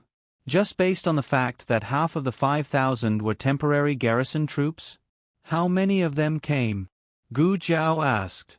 5,000 cavalry, leading the charge. Governor Chang bent over and said, "There are 15,000 infantry behind them. So there are a total of 20,000 troops?" Gu Jiao asked. After Governor Chang responded, he realized that the young man with a disfigured face in front of him had actually spoken. Moreover, it sounded like a woman's voice. With ancient Moon City's current military strength, 20,000 soldiers from the state of Chen could directly kneel. Report. While they were talking, a guard's anxious voice came from outside the door. Let him in, Gu Chengfeng said harshly. Governor Chang hurriedly had a servant bring the guard in. The guard was a scout from ancient Moon City. He was the one who found out that the Chen nation's army was approaching ancient Moon City. Governor Chang ordered him to continue watching the Chen nation's army. It was obvious that he had obtained new information. Reporting to Lord Cheng, the Chen State's army and the Imperial Court's army have started fighting. Governor Cheng was pleasantly surprised. GG Imperial Court's army? The Imperial Court's reinforcements have arrived. The guard quickly replied, No, it seems to be the Imperial Court's army from before. Gu Jiao and Gu Chengfeng immediately understood. Tang Yueshan had returned with his army. Gu Chengfeng opened his mouth in shock. He didn't expect that Tang guy to have the ability to save his army from Yi City. He had heard of an army saving one person, but it was rare for one person to save an entire army. This Tang guy is quite impressive, he murmured. Gu Jiao asked, Where are they fighting? The guard said, Ancient Moon Slope, 20 miles away. Gu Jiao asked again, How many soldiers do they have each? Chen State's cavalry is 5,000, the Imperial Court's infantry is 2,000, and the archers are 500. The guard paused, scratched his head, and explained, This is the approximate number. The casualties are not included. When two armies fought, there would be casualties every second. Gu Jiao glanced at him and asked, What's your name? The guard said, I'm called Hu Dongqiang. My name is Hu Dongqiang. They call me Little Six. Gu Jiao said, From now on, you'll be called Little Hu. Hu Dongqiang was stunned. Gu Jiao turned around and picked up the spear on the shelf. She thought of something and asked, Do you have a brother called Hu Shiqiang? Hu Dongqiang was stunned again. Ah, how did you know? Gu Jiao was speechless. Your parents named you so casually. Gu Jiao threw the small basket to Hu Dongqiang. Carry it. From now on, you'll follow me. Gu Chengfeng grabbed Gu Jiao's arm. I'll go. They couldn't both go. One of them had to stay here to guard. Gu Jiao threw the token of Ranshou Palace to him. You guard the city. Anyone who disobeys will be executed immediately. On the snowy ancient moon slope, the two armies were fighting. Tang Yueshan's army was outnumbered. Besides, archers were better at fighting from a distance. They couldn't use their advantages in close combat. Tang Yueshan didn't choose to fight the Chen State's army head-on. After a few feints, he began to retreat. However, he couldn't outrun a horse. No matter how hard his army retreated, the Chen State's cavalry gradually caught up with them. They were blocked in a canyon. There was only one way out of the canyon. 10 miles ahead of them was the Chen State's 15,000 infantrymen. Behind them were the 5,000 cavalrymen. Unless they could choose to fight their way out of the canyon, they would be trapped in the canyon. Tang Yueshan rode on the horse and looked around. In fact, with their current strength, it didn't make much of a difference whether they had 5,000 cavalrymen or 15,000 infantrymen. They could only struggle for a short time or a longer time, but they would all be wiped out in the end. His army hadn't eaten anything for 3 days. It wasn't just the difference in numbers. It was also the difference in physical strength and combat ability. An archer said, General, we'll open a path for you. You fight your way out. They couldn't escape, but if they tried their best to escort Tang Yueshan, it wouldn't be difficult for them to fight their way out. General, you fight your way out. When the Imperial Court's reinforcements arrive, remember to avenge our brothers. Yes, General. We'll escort you out. No one raised an objection. Tang Yueshan had risked his life to save them from Yi City. They would certainly risk their lives to escort him out of the enemy's hands. Do I look like someone who would drag out an ignoble existence like that? Even if I die today, before he could finish his words, the Chen State's cavalry shot an arrow in their direction. The archer who suggested Tang Yueshan to leave first was shot hard. Tang Yueshan turned around abruptly and glared at the approaching Chen State's cavalry. "Archers, get ready." The 500 archers got into formation and drew their bows. The cavalry was too fast. There wasn't much time left for them to attack. Tang Yueshan waved his arm. "Shoot." After the first round of arrows was released, the archers crouched down to prepare. The archers behind them stood up seamlessly and shot the second round of arrows. The Tang family's archers were good at shooting. None of their arrows missed their targets. However, they didn't have enough arrows. Before the Chen State's cavalry stepped out of the optimal shooting range, the Tang family's archers had shot all their arrows. 108 arrows, 108 hits. They tried their best. They deserved the title of Tang family's archers. They didn't embarrass Marshal Tang. The archers were ready to die. They pulled out the daggers at their waists. It was time to drag the Chen State soldiers to hell with them. Kill 1, tie. Kill 2, profit. However, just as everyone was waiting to die together with the Chen State's cavalry, a loud noise came from above. Everyone looked up and saw a huge rock rolling down from the mountain on one side of the valley. The rock rumbled and smashed into the Chen State's cavalry with some kind of explosive sound. With a series of thunderous noises, the Chen State's cavalry around them were blown away. Tang Yueshan also looked up. He saw a young man in green holding a red tasseled spear on the top of the mountain under the sky.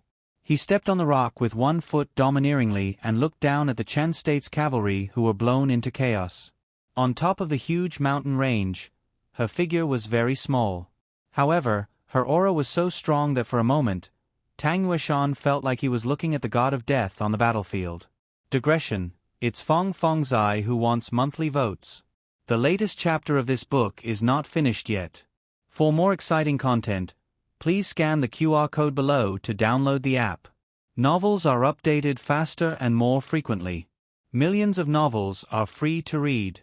You can find all the novels that you can't find on the internet here.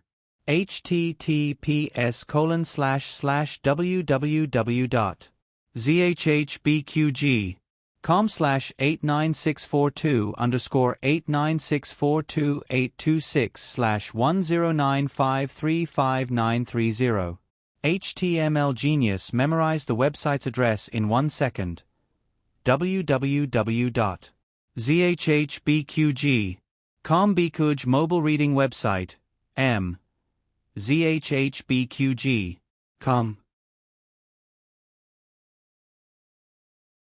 Chapter 496. The latest chapter of this book is not finished yet. For more exciting content, please scan the QR code below to download the app. Novels are updated faster. Millions of novels are free to read. Novels with deep meanings that can't be found on the internet are available here. Not all the soldiers knew about black gunpowder. Many of them hadn't even heard of it. Even those who had heard of it had never seen it before. The soldiers of the Chan Kingdom were dumbfounded by the explosion. The originally orderly cavalry camp was suddenly in chaos. This time, the leader of the cavalry was a general from the Rong family. His surname was Rong, and his name was Rong Can. Rong Can was one of the few people who had seen black gunpowder. When he visited the Liang Kingdom with Rong Yao, he saw the people of Yen Kingdom showing off their black gunpowder. However, he was standing far away and could only hear the sound. He didn't see the power of the gunpowder. Rong Yao described it to the Rong family afterward, but they couldn't imagine it. Therefore, even Rong Can was dumbfounded at this moment. However, he tried his best to control himself so that the soldiers wouldn't notice. He tightened the reins and said sternly, "Don't panic. It's just a rock. It's nothing." Rumble. Another huge rock rolled down. Rong Can's words were drowned in the terrible noise. Rong Can's understanding of black gunpowder was too limited. Of course, it was also possible that it was his first time seeing such a powerful attack. He didn't know what to think. To prove to the soldiers that the gunpowder wasn't terrible, he decisively pulled out the sword at his waist and slashed at the rolling rock. With a loud bang, Rong Can was blown away. In order to achieve enough deterrence, Gu Jiao used all the black fire pearls she had. In fact, it was impossible for her to use it a third time. This mixture of black gunpowder was powerful enough, but it was still inferior to the explosives in her previous life. To put it bluntly, its lethality was secondary. The main thing was deterrence. To be honest, Tang Yueshan and his army were also a little confused. What the hell was this? Firecrackers? It didn't look like one. Tang Yueshan was the first to react. The situation on the battlefield was changing rapidly. Sometimes, the low or high morale could happen in a flash. Tang Yueshan didn't care what this thing was. He looked away, pulled out his sword, pointed forward, and shouted, "The Imperial Court's reinforcements are here. The Gu army is here. Everyone, kill." Everyone was dumbfounded by the 2 batches of gunpowder. None of them had the brains to consider whether Tang Yueshan was telling the truth. Without a leader, the Chen Kingdom's cavalry became even more disorganized. Seeing this, the morale of Tang Yueshan's army soared. Their bodies, which had been starving for 3 days and 3 nights, were suddenly filled with energy. Everyone raised the tips of their swords and charged at the Chen Kingdom's cavalry. Although Zhao country was weak, there were no cowards in Zhao country. Tang Yueshan took the lead and rushed to the front. This time, it was Gu Jiao's turn to lead the way for him. Gu Jiao drew her bow. Wherever he went, Gu Jiao's arrows would follow. He had completely turned his back to Gu Jiao. Tang Yueshan realized that Gu Jiao was very talented in archery. However, she was not as accurate as Tang Yueshan because she had not practiced archery for a long time. She almost hit Tang Yueshan's but several times. Tang Yueshan broke out in a cold sweat. "Girl, I suspect you're doing this on purpose." Tang Yueshan was attacked from 3 sides and was forced to dismount. An arrow flew through the air and whizzed past his crotch. Tang Yueshan, who was half an inch away from being shot, was speechless.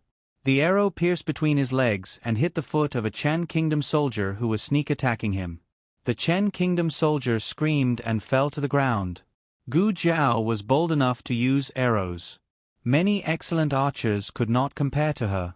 When facing a general like Tang Yueshan, they would be worried that their archery skills were not good enough and they would accidentally hurt him. Therefore, they would be restrained when shooting arrows. Gu Jiao was not like that. Tang Yueshan had a whole new level of respect for her decisiveness. How many men in the world could do what she did?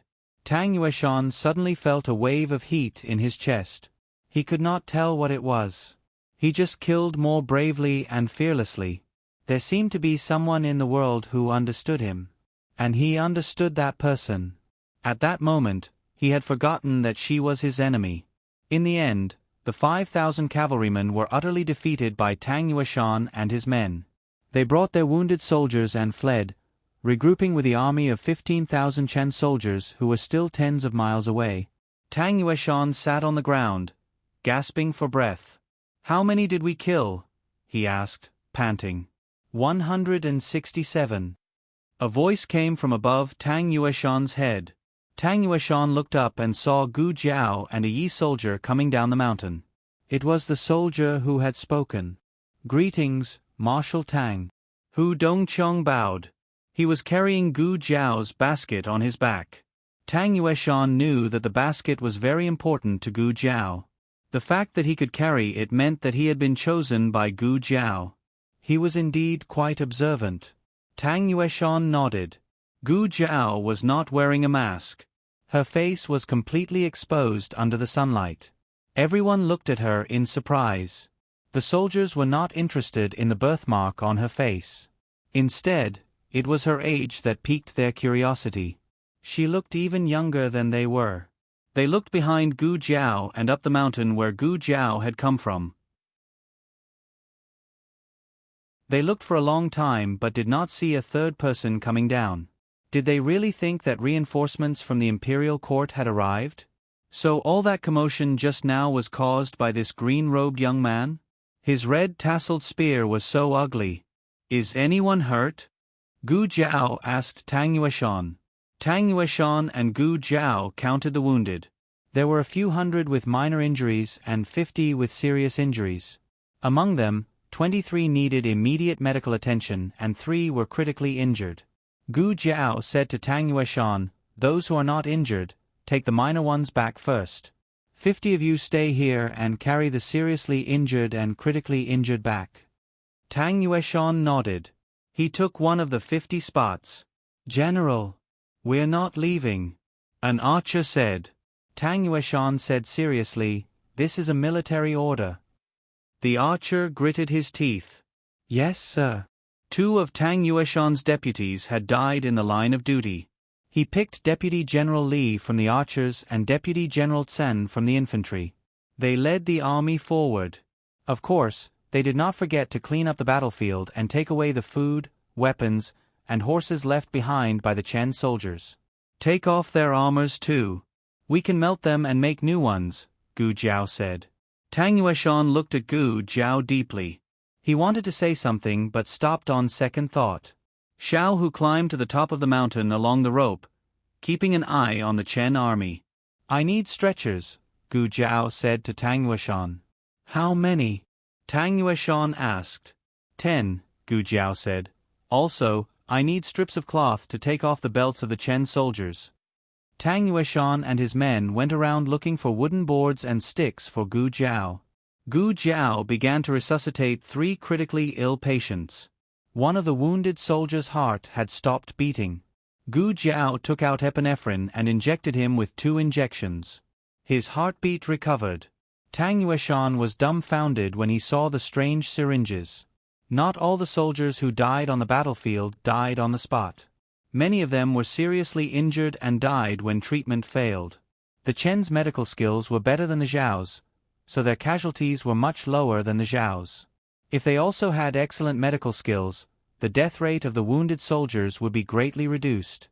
"That girl just came back to life, didn't she? Even the doctors of the Chen can't do that." Tang Yueshan was excited again. He was not even this excited on his wedding night.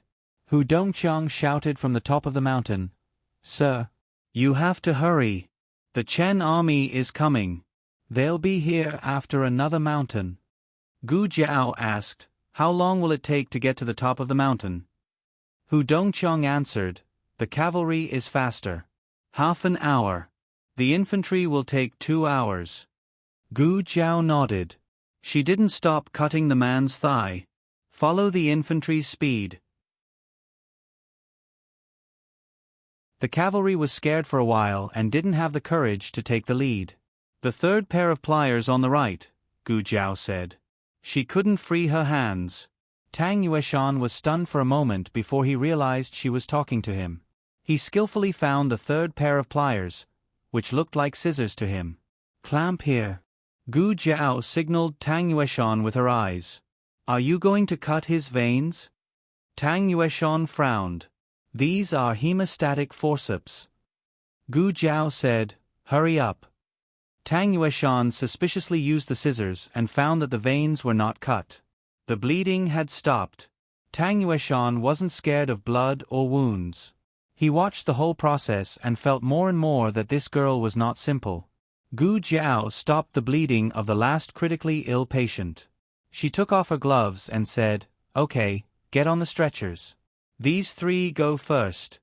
Tang Yueshan ordered 10 soldiers to take turns carrying the 3 stretchers. Of the remaining 23 seriously injured patients, only 7 needed to be carried on stretchers. The rest could ride on horseback. Gu Jiao raced against time to treat the wounds of the wounded soldiers. There was not enough time, so she could only do simple treatment. Even so, time passed. Hu Dongqiang said, "Sir, they're coming down the mountain. They're less than 6 miles away. We have to hurry. These 2 soldiers can get on the stretchers. This soldier, get on the stretcher. Get on the stretcher." The wounded soldiers left one after another, and the Chen Kingdom's army approached step by step. There were only 2 wounded soldiers left. When Gu Jiao was about to treat one of them, the man suddenly grabbed Gu Jiao's hand. He heard Hu Dongqiang call her sir, so he followed suit. "Sir, you and Marshal Tang go first." "Shut up." Gu Jiao took his hand away. Tang Yueshan didn't urge Gu Jiao. He just silently held the bow in his hand and filled the quiver with arrows on his back. "Archers, get ready," Tang Yueshan said in a low voice. The archers got into position and drew their bows. They used their bodies as shields, protecting Gu Jiao and the wounded soldiers behind them. "Xiao Hu, come down." Gu Jiao finished treating the last wounded soldier. Hu Dongqiang quickly slid down the rope. Everyone got on their horses and galloped out of the valley before the Chen army caught up. Digression: I just finished writing about old Tang's tetanus, and now it's my turn. After hiding in the treatment room for a while, I was mercilessly held down by the nurse. Alas, I feel old Tang's pain. The latest chapter of this book is not finished yet. For more exciting content, please scan the QR code below to download the app. Novels are updated faster. Millions of novels are free to read. Novels with content that can't be found on the internet are all available here. https://www.zhbqg.com/89642_826/1095148989. HTML Genius memorized this website's address: www.zhbqg.com. Biku Gu mobile reading website, zhbqg.com.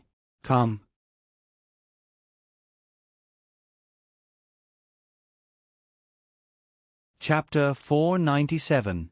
The latest chapter of this book is not finished yet. For more exciting content, please scan the QR code below to download the app. Novels are updated faster. Millions of novels are free to read. Novels with a deeper meaning that can't be found online are all available here. The news that the Chen army was about to invade Yuegu City had already spread. Everyone closed their doors and windows. Gu Chengfeng stood on the city gate tower, pacing back and forth anxiously. Finally, he saw a large group of soldiers swarming toward Yuegu City.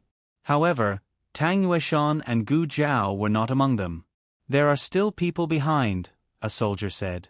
Gu Chengfeng told them to hurry into the city. Wave after wave of injured soldiers came, but Gu Jiao was nowhere to be seen. Gu Chengfeng's brows gradually formed a layer of frost. After spending so much time with Gu Jiao, how could he not guess what Gu Jiao was doing? According to convention, if there were really injured soldiers, they would be brought back to the city for treatment. However, if they died halfway or were permanently disabled, there was nothing they could do.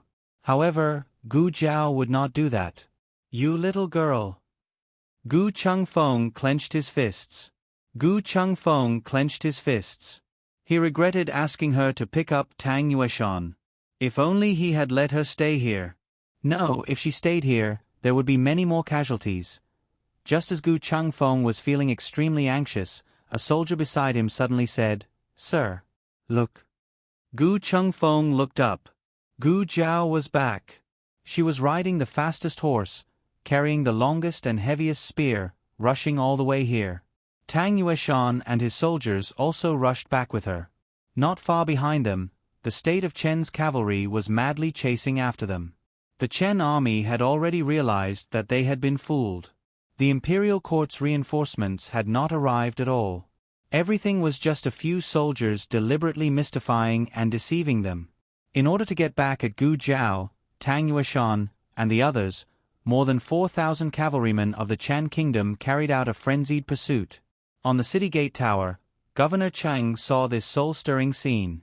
He was so scared that his legs turned to jelly, and his body swayed, almost hitting the wall. He turned pale with fright and said, "Oh, the Chen army is here. Close the gate.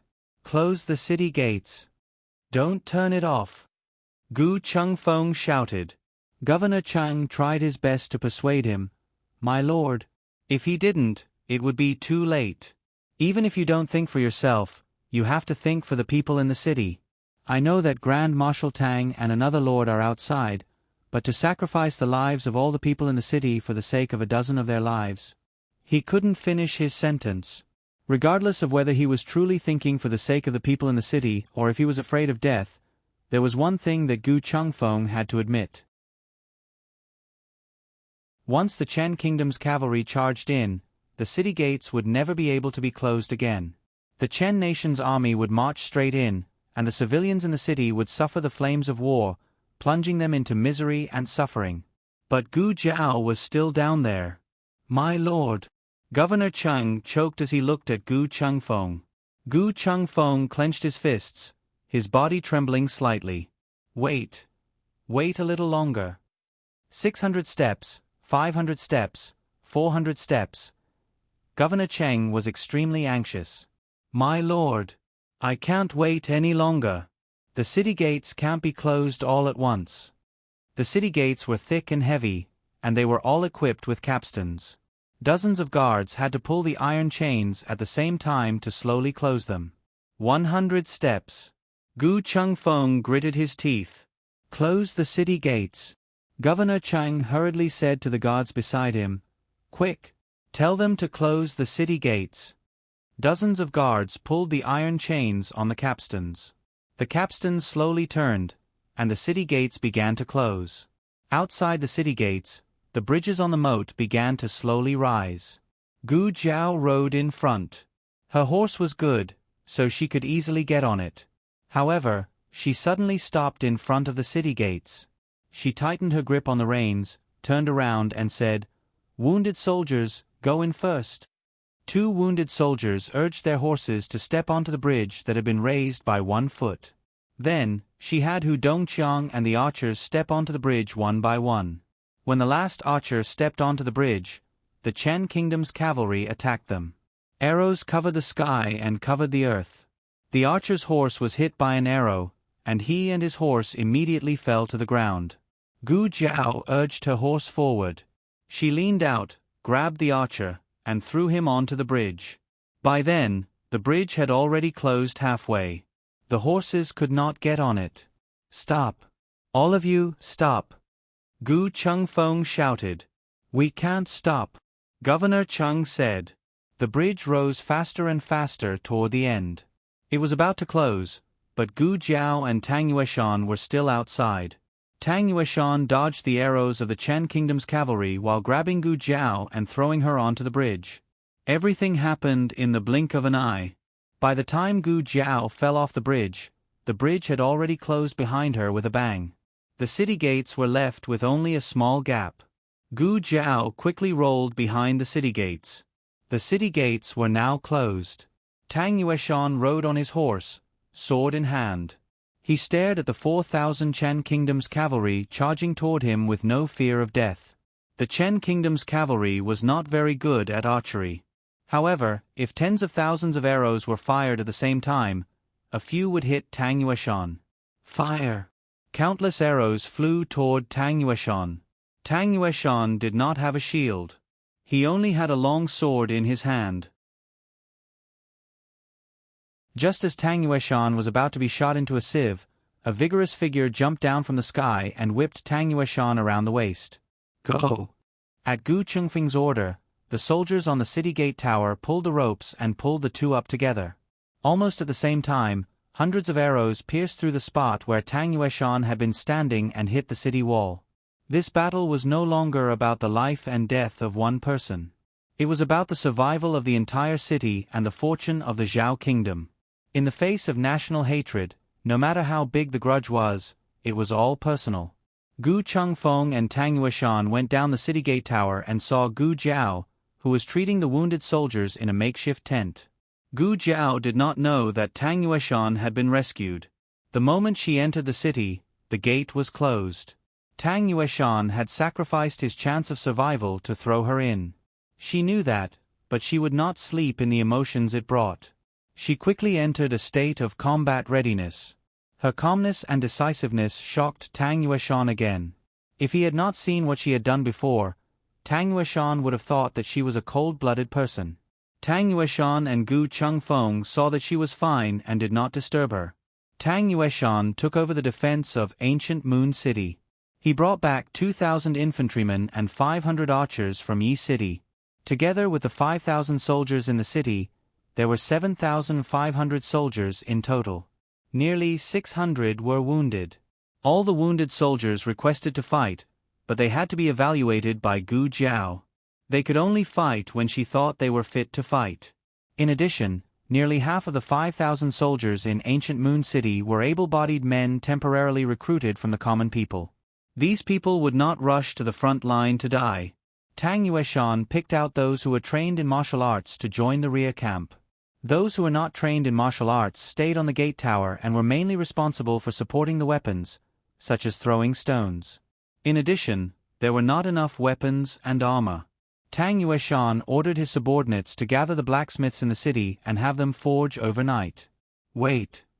General Tang, do you have any other orders? Tang Yueshan paused and said to Deputy General Li, forge another set of armor. Nearly 20,000 soldiers from the state of Chen arrived at the city. They were like a giant beast that could swallow ancient Moon City at any time. The common people in the city closed their doors and windows. Everyone was in danger. There was not much food left in the governor's office. Because there was no garrison, the food was only enough for 2,000 guards. Now that there were 5,000 more mouths to feed, the governor's office's granary was suddenly stretched to the limit. Gu Chengfeng's task was to buy food from the common people in the city. He went with advisor Hu.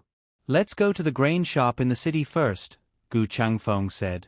Advisor Hu brought Gu Chengfeng to a rice shop near the city gate tower. The door of the grain shop had long been closed, but the owner did not dare to close the door and refuse an official. How much grain do you have left? Sell it all to me, Gu Chengfeng said to the owner. The owner glanced at Gu Chengfeng in surprise. No more? Gu Chengfeng asked. Yes. The boss braced himself and handed over all the rice and grains in the shop. Sir, that's all. There's no more. How much for everything? Gu Chengfeng said as he took out his money bag. The owner was stunned again. This time, he was sure that he had not misheard. This official was really here to buy grain, not to collect grain. The owner took out his abacus and tapped it for a while. He said carefully, 5 taels of silver. Gu Chengfeng gave him the money. The boss held the silver in his hand and was dumbstruck for a long time, unable to recover from his shock. After Gu Chengfeng finished buying the grain and went out, he found that there were many more heads on the street. Every household opened a crack in their door. The people looked at Gu Chengfeng curiously and fearfully. A little boy about the same age as little Jing Kong ran out. Even a newborn calf was not afraid of a tiger. He was not afraid of an official. He came to Gu Chengfeng and raised his little head. He asked in a childish voice, "Will we die? Are you going to run away?" His mother rushed out, hurriedly pulled him into her embrace, and covered his little mouth. "Sir, please forgive us. Sir, please forgive us." The woman knelt down and kowtowed to Gu Chengfeng. "We won't." A cold and clear voice rang out not far away, neither too fast nor too slow. It was Gu Jiao who brought Hu Dongqiang to the medicine shop in the city to get some herbs. She stood in front of the child and the woman. She pointed at Tang Yueshan, who was at the entrance of the tent. "Do you see that person? He is the Grand Marshal of all the troops in the world. All the soldiers in the Zhao Kingdom listened to his orders." The child looked at the tall and sturdy Tang Yueshan. "Wow." Gu Jiao pointed at Gu Chengfeng. "And him? He is the second young master of the Gu army. The Gu army is the most powerful army in the Zhao Kingdom. They are on their way and will be here soon." The child looked at the handsome Gu Chengfeng again. Wow. Gu Chengfeng was overwhelmed by the child's innocent and admiring gaze. For the first time, he felt the burden on his shoulders. He took a deep breath and spoke as if he was speaking to the child, but also as if he was speaking to all the people on the street. "That's right. My eldest brother will be here soon. He brought 100,000 Gu army soldiers. Everyone, don't worry. Ancient Moon City will be saved. Even if we have to fight to the last man, we will definitely defend this city." Digression. Seeing that everyone was asking why he needed a tetanus shot, well, It was actually because he installed a squat machine at home and accidentally overturned it. When he opened the packaging, he used a newly bought knife to cut his finger, creating a thin, deep, and long wound. The amount of blood was a bit large. Tetanus bacillus was an anaerobic bacterium. Generally, for this kind of deep and sealed wound, the doctor would recommend an injection to be on the safe side. The kind of open wound was not conducive to the growth of tetanus bacillus. Today, it was the injured Fong Fong's eye. The latest chapter of this book is not finished yet. For more exciting content, please scan the QR code below to download the app. Novels are updated faster. Millions of novels are free to read. Novels with connotations that can't be found online are all available here. https://www.zhbqg.com/89642_8964286/109513470. HTML Genius remembered the website address in 1 second. www.zhbqg.com Biku mobile reading website, zhbqg.com.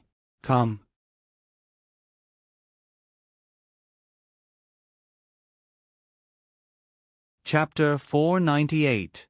The latest chapter of this book is not finished yet. For more exciting content, please scan the QR code below to download the app. Novels are updated faster and more fully.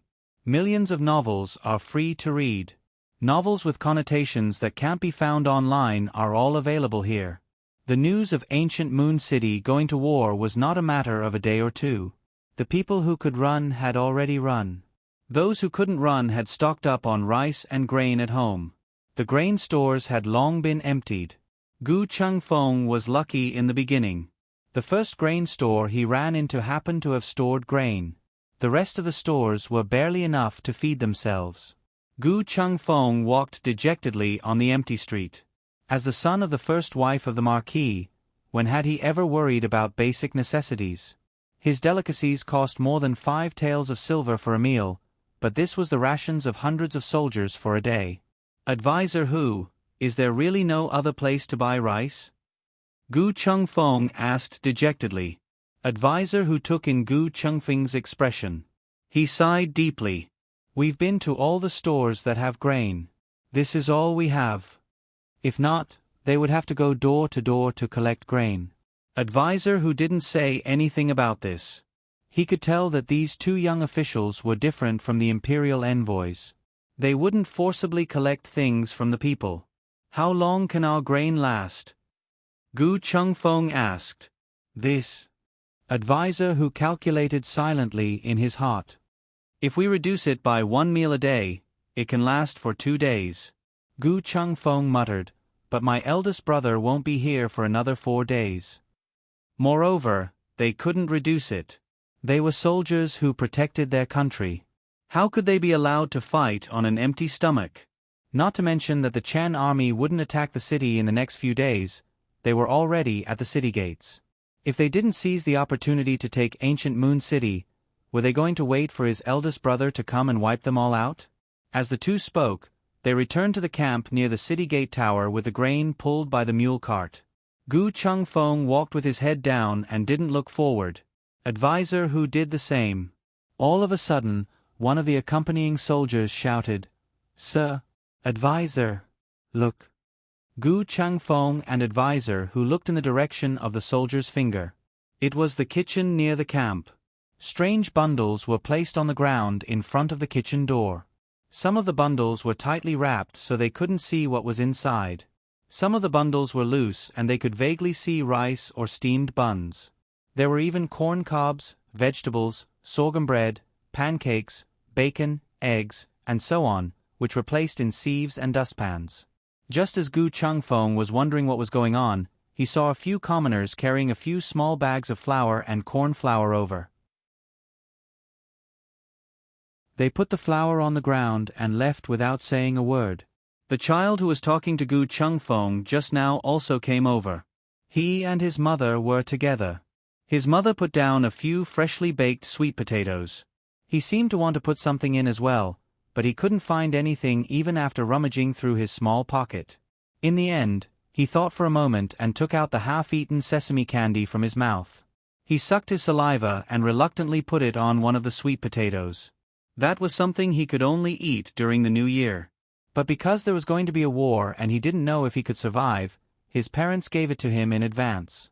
That was the best thing he could give them. Gu Chengfeng's eyes suddenly felt hot. They were the people of the kingdom of Zhao that his grandfather and brother had sworn to protect. But it wasn't just the soldiers who protected the people. The people were also protecting them in their own ways. They were protecting an army and a city. Outside the city walls, the army of the kingdom of Chen had already started to prepare the battering rams and scaling ladders needed to attack the city.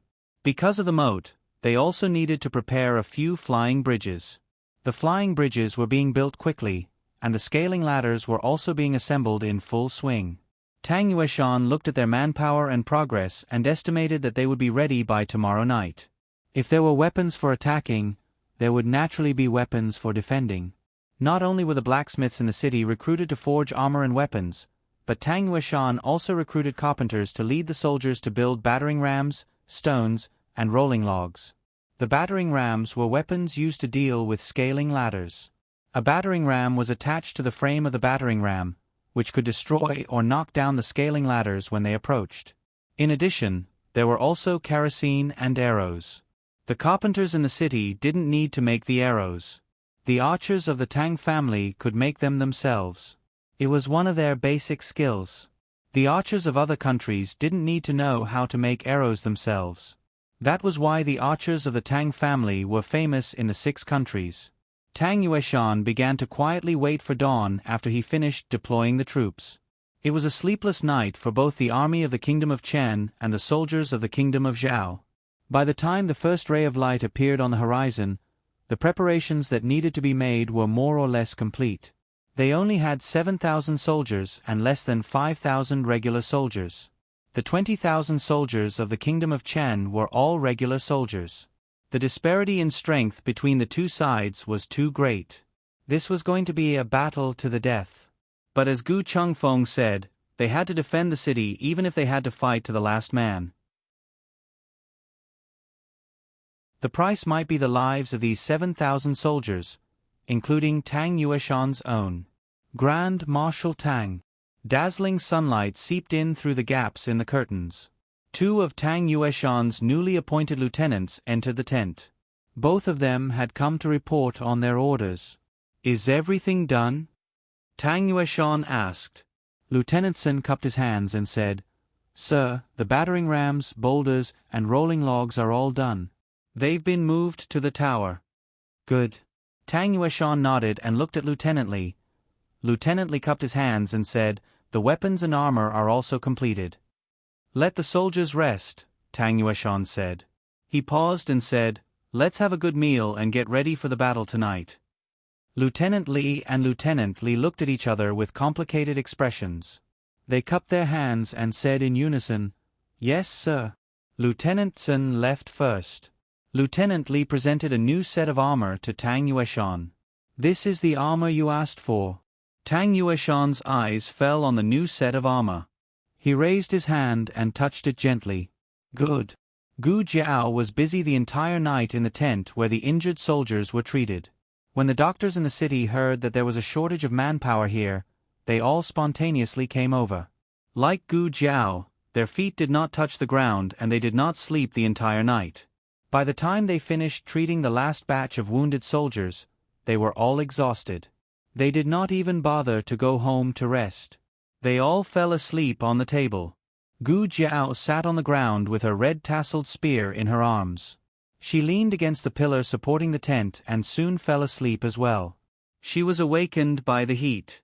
When she opened her eyes, she saw a thick robe on her. It was Gu Chengfeng's. She removed the robe and stretched her legs. She sat up straight and rubbed her sore neck and lower back. When she rubbed the back of her waist, her fingertips inadvertently touched something cold. She blinked strangely and turned her head to look, only to see that there was a set of armor beside her. She muttered, "Whose armor is this?" Hu Dongqiang walked into the tent with a bowl of boiled medicine.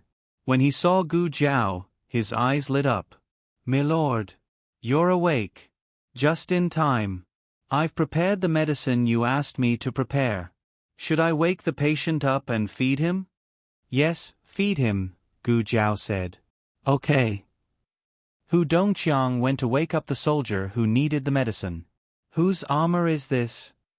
Gu Jiao asked him. "Yours, right?" Hu Dongqiang said. "Mine."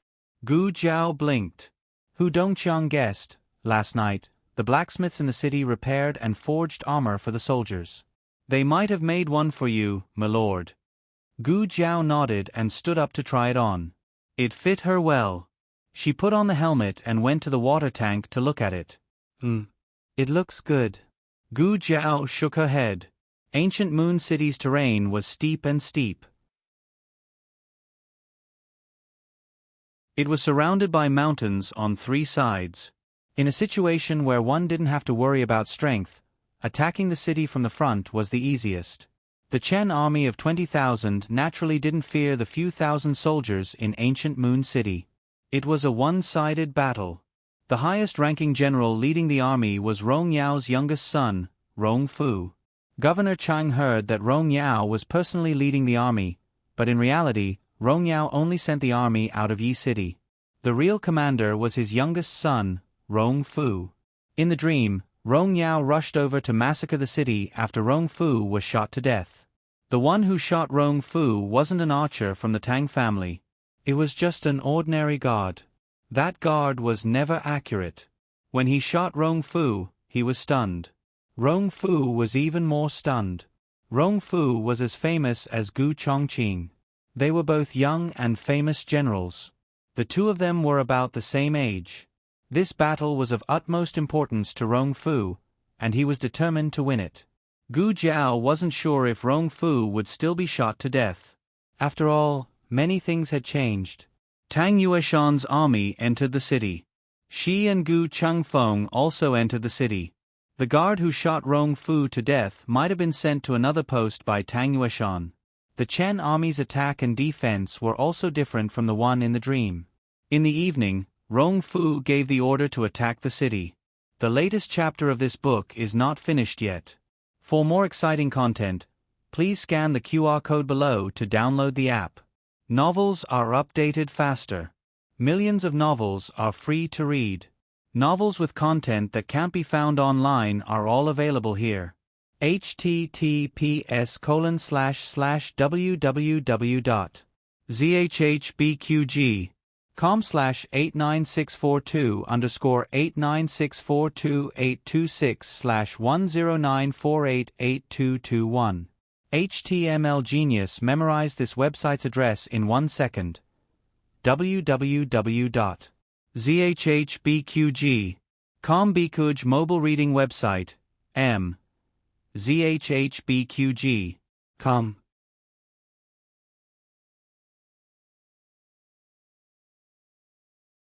Chapter 499. The latest chapter of this book is not finished yet. For more exciting content, please scan the QR code below to download the app. Novels are updated faster. Millions of novels are free to read. Novels with content that can't be found online are available here. The vanguard of the Chen army quickly approached the moat with the flying bridges. Tang Yueshan stood on the tall city gate tower. "Archers, get ready." The Tang family archers launched the first wave of counterattack against the Chen army. Their arrows clanged against the armor and shields of the vanguard soldiers. When one of the vanguard soldiers was hit by an arrow and fell to the ground, another vanguard soldier would immediately take his place. Their speed was extremely fast. After almost all the vanguard soldiers under the flying bridges had been replaced, the 3 flying bridges were placed on top of the moat. More than 100 Chen soldiers were killed or injured. However, these casualties gave the remaining 20,000 soldiers a chance to attack the city. "Get on the ladders," Rong Fu ordered. Hundreds of Chen soldiers carried more than 20 ladders and rushed onto the bridges. The Tang family archers tried their best to stop the ladders, but there were too many of them.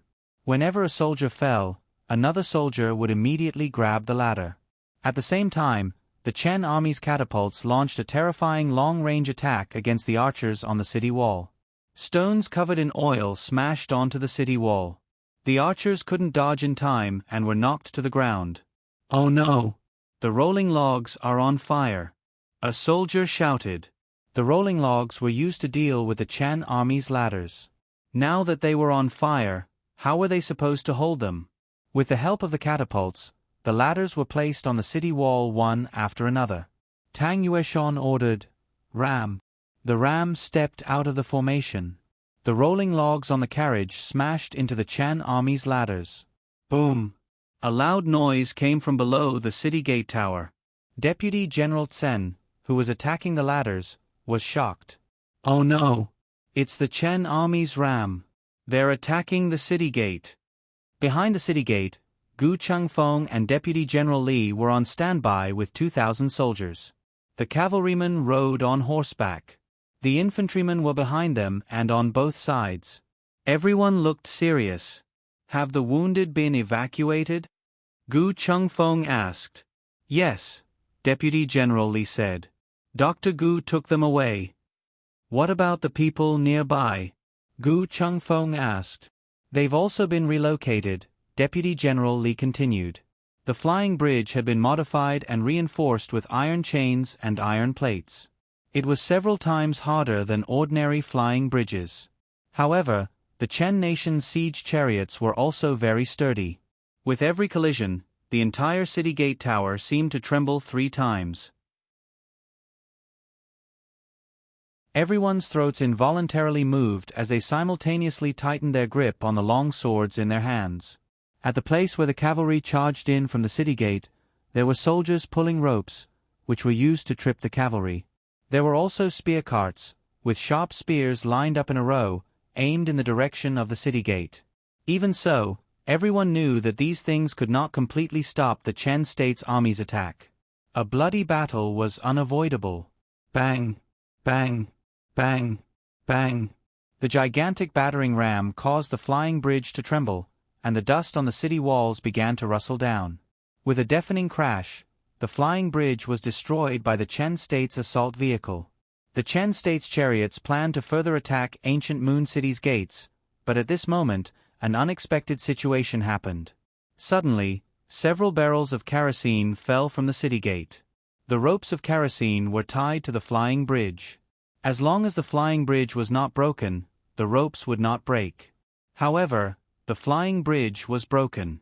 The kerosene splashed onto the Chen State soldiers and siege chariots.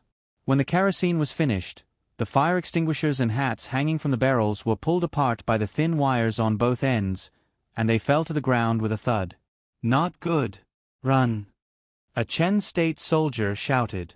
Unfortunately, it was too late. The kerosene was ignited, and the flames rose 3 feet high. The siege chariots quickly caught fire, and the Chen State soldiers were so burned that they covered their heads and fled. Inside the city gate, Gu Chengfeng, Deputy General Li, and the others heard the screams coming from the city gate, and understood that the kerosene plan had worked.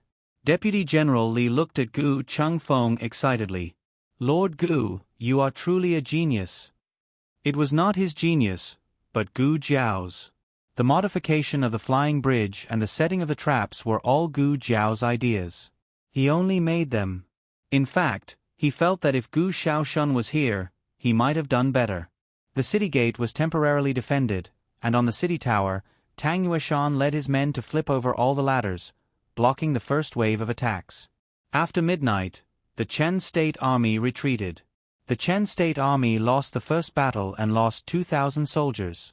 The Zhao State army also suffered heavy losses, and a steady stream of injured soldiers were sent to the rear of the camp.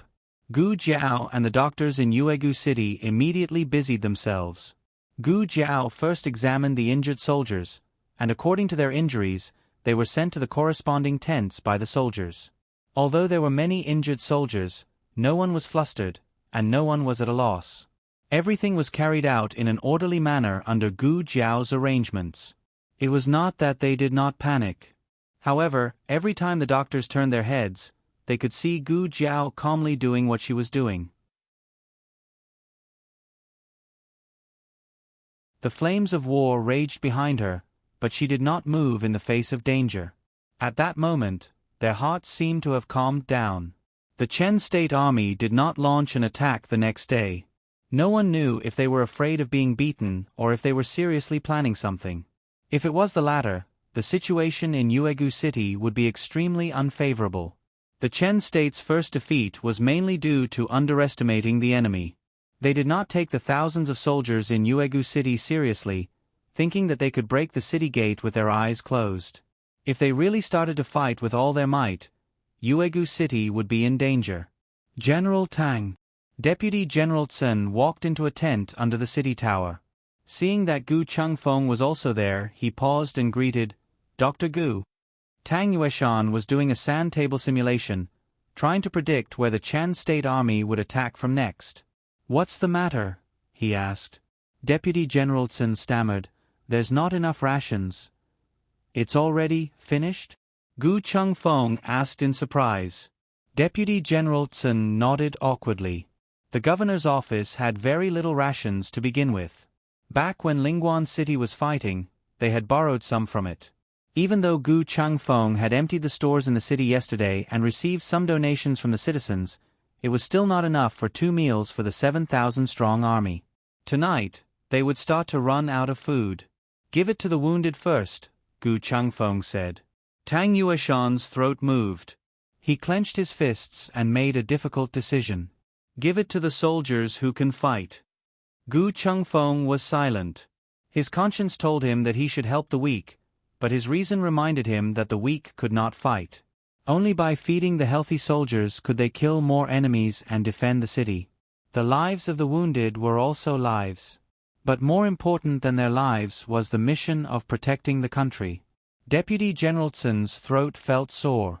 What he did not say was that even if they gave it to the soldiers who could fight, it would not be enough. Deputy General Chen left the tent.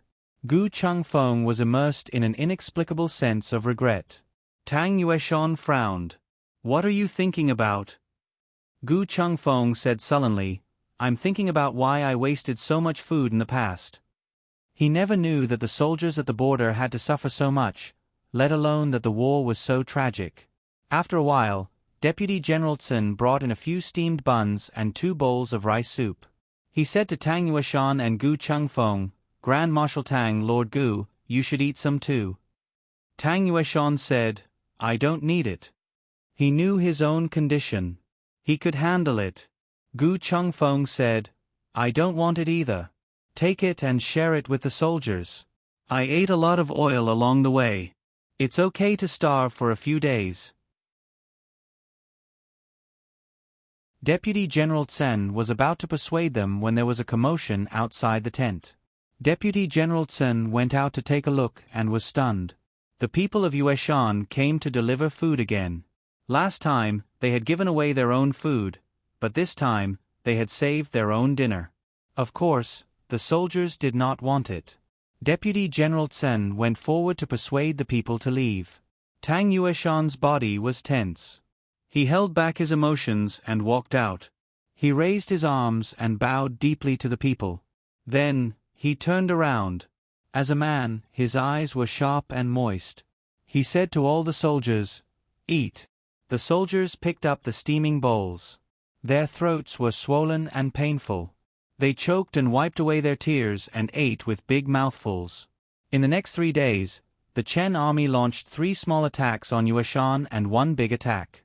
Although the Chen soldiers suffered heavy casualties, the soldiers of Yueshan also suffered heavy losses. By the time of the last attack, Yueshan had less than 2,000 soldiers left. The Chen army's scaling ladders were firmly placed on the city wall. Countless Chen soldiers rushed up the city wall. The city gate below the city tower was also breached by the siege vehicles. This time, they did not use men to deal with the oil. Instead, they used strong bulls. The moment the city gate was breached, countless Chen cavalry poured into the city like a tide. Gu Chengfeng's eyes were bloodshot. On the city wall, Tang Yueshan's right arm was stabbed. He did not hesitate, as if he had forgotten the pain. He continued to kill in the sea of blood. On the city tower in the middle of the city wall, Rong Can, the deputy general of Chen, injured 2 Zhao soldiers with one slash. He flew up to the roof, held a long sword with both hands, and cut the Zhao flag in half. He threw the Zhao flag into the sea of fire. The Chen soldiers' morale soared, and they shouted proudly. Rong Can picked up the Chen flag and stuck it on the city tower of Yueshan. Yueshan city is our. Before he could finish speaking, a red tasseled spear sped over with a sharp sound as it pierced through the air.